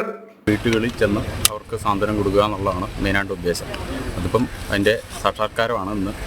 എല്ലാ ദിവസവും നമ്മൾ എല്ലാ വീടുകളിലും, അതായത് 3 പഞ്ചായത്തുകൾ, അതായത് മുട്ടം, അർക്കുളം, കുടയത്തൂർ ബേസ് ചെയ്ത് 3 പഞ്ചായത്തിലെയും ഇങ്ങനെയുള്ള രോഗികൾക്ക് സാന്ത്വന പരിചരണം നൽകാനാണ് തീരുമാനിച്ചേക്കുന്നത്. അതായത് നഴ്സിംഗും വെച്ച് നമ്മൾ 3 പഞ്ചായത്തിലും. കേരള ജലസേചന വകുപ്പ് മന്ത്രി റോഷി അഗസ്റ്റിൻ ഓൺലൈനായി സന്ദേശവും നൽകി. സാധുജനങ്ങളെയും അതോടൊപ്പം ആവശ്യം വേണ്ടവരെ സഹായിക്കാൻ കഴിയുന്ന വിധത്തിലുള്ള പ്രവർത്തനങ്ങൾ അത് സാമൂഹ്യ നന്മയെ ലക്ഷ്യം വെച്ചുകൊണ്ടുള്ളതാണ് എന്നുള്ള കാര്യത്തിൽ സംശയമില്ല. അശ്രദ്ധരായവർക്കും അതോടൊപ്പം സേവനം ആവശ്യം ലഭിക്കേണ്ടവർക്കും എല്ലാം വളരെ പെട്ടെന്ന് നൽകാൻ കഴിയത്തക്ക വിധത്തിലുള്ള ധാരാളം പദ്ധതികൾ ആവിഷ്കരിച്ച് നടപ്പിലാക്കുമ്പോൾ തീർച്ചയായിട്ടും സഹഭാരതിയുടെ ഈ പ്രവർത്തനം അതിലെ പ്രഥമഗണനീയമായ സ്ഥാനത്ത് നിൽക്കുന്നതാണ് എന്നെനിക്ക് തോന്നുന്നു. പഴയത്തൂർ ഗ്രാമപഞ്ചായത്തിൽ പഴയത്തൂർ യൂണിറ്റ് അതിന് വലിയ താല്പര്യം കാണിച്ചു. സഹഭാരതിയുടെ പ്രവർത്തനത്തിലൂടെ ജലസേവനം എല്ലാവർക്കും കഴിയുന്ന നിലയിൽ ചെയ്തു കൊടുക്കാൻ കഴിയട്ടെ എന്ന് ഈ സന്ദർഭത്തിൽ പ്രത്യാശിക്കുകയാണ്. Sevabharathi Kudayathoor unit president MR Madhusoodanan പിള്ളയുടെ അധ്യക്ഷതയിൽ ചേർന്ന യോഗത്തിൽ കുടയത്തൂർ ഗ്രാമപഞ്ചായത്ത് പ്രസിഡന്റ് അഡ്വക്കേറ്റ് MM ഷിയാസ്, രാഷ്ട്രീയ സ്വയം സേവക സംഘം വിഭാഗ് സംഘചാലക് N രാജു, സേവാഭാരതി ഇടുക്കി ജില്ലാ general secretary Santhosh Kumar, Seva Bharati Kudayathoor vice president Sheeba Chandrasekharapillai തുടങ്ങിയവർ സംസാരിച്ചു. ജനം, ഇടുക്കി. മധ്യ തിരുവിതാംകൂറിലെ ആചാരപ്പെരുമയുടെ ഭക്തിനിർഭര ആഘോഷമായി ആഴിപൂജയും അയ്യപ്പൻ പാട്ടും. ശബരിമല തീർത്ഥാടന കാലം മകരവിളക്ക് ഉത്സവത്തിലേക്ക് കടക്കുമ്പോൾ വ്രതാനുഷ്ഠാനത്തോടെയുള്ള ഈ ചടങ്ങും മധ്യ തിരുവിതാംകൂറിൽ സജീവമാവുകയാണ്. പുലർച്ചെ തുടങ്ങുന്ന ചടങ്ങുകൾ രാവേറുവോളം നീണ്ടുനിൽക്കും.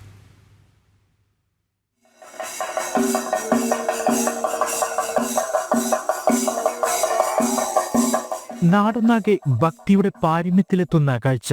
സമർപ്പിത ഭക്തിയുടെ പൂർണ്ണ സമർപ്പണം. അന്തരീക്ഷത്തിൽ ലയിച്ച് ശരണം വിളി.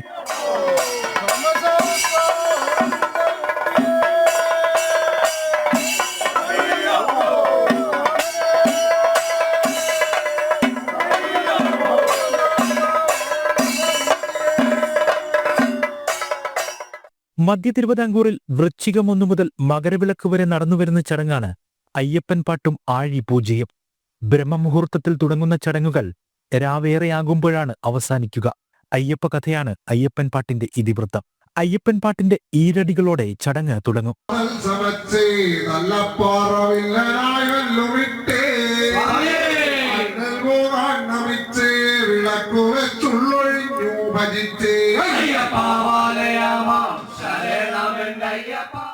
ആദിമ ഗോത്രാരാധനയുടെ സമ്പ്രദായങ്ങളിലാണ് ചടങ്ങ് പൂർത്തിയാകുന്നത്. അയ്യപ്പസ്വാമിയും പരിവാരങ്ങളുമടക്കം 11 ദേവതാ സങ്കല്പങ്ങൾക്ക് ഒരുക്കുവെച്ചാണ് ചടങ്ങ് തുടങ്ങുന്നത്. ചിരട്ട, പൂവം, പ്ലാവ് തുടങ്ങിയ ദേവദ്രവ്യങ്ങളാണ് ആഴിക്ക് ഉപയോഗിക്കുക. നായാട്ടോടെ ചടങ്ങുകളുടെ സമാപനം.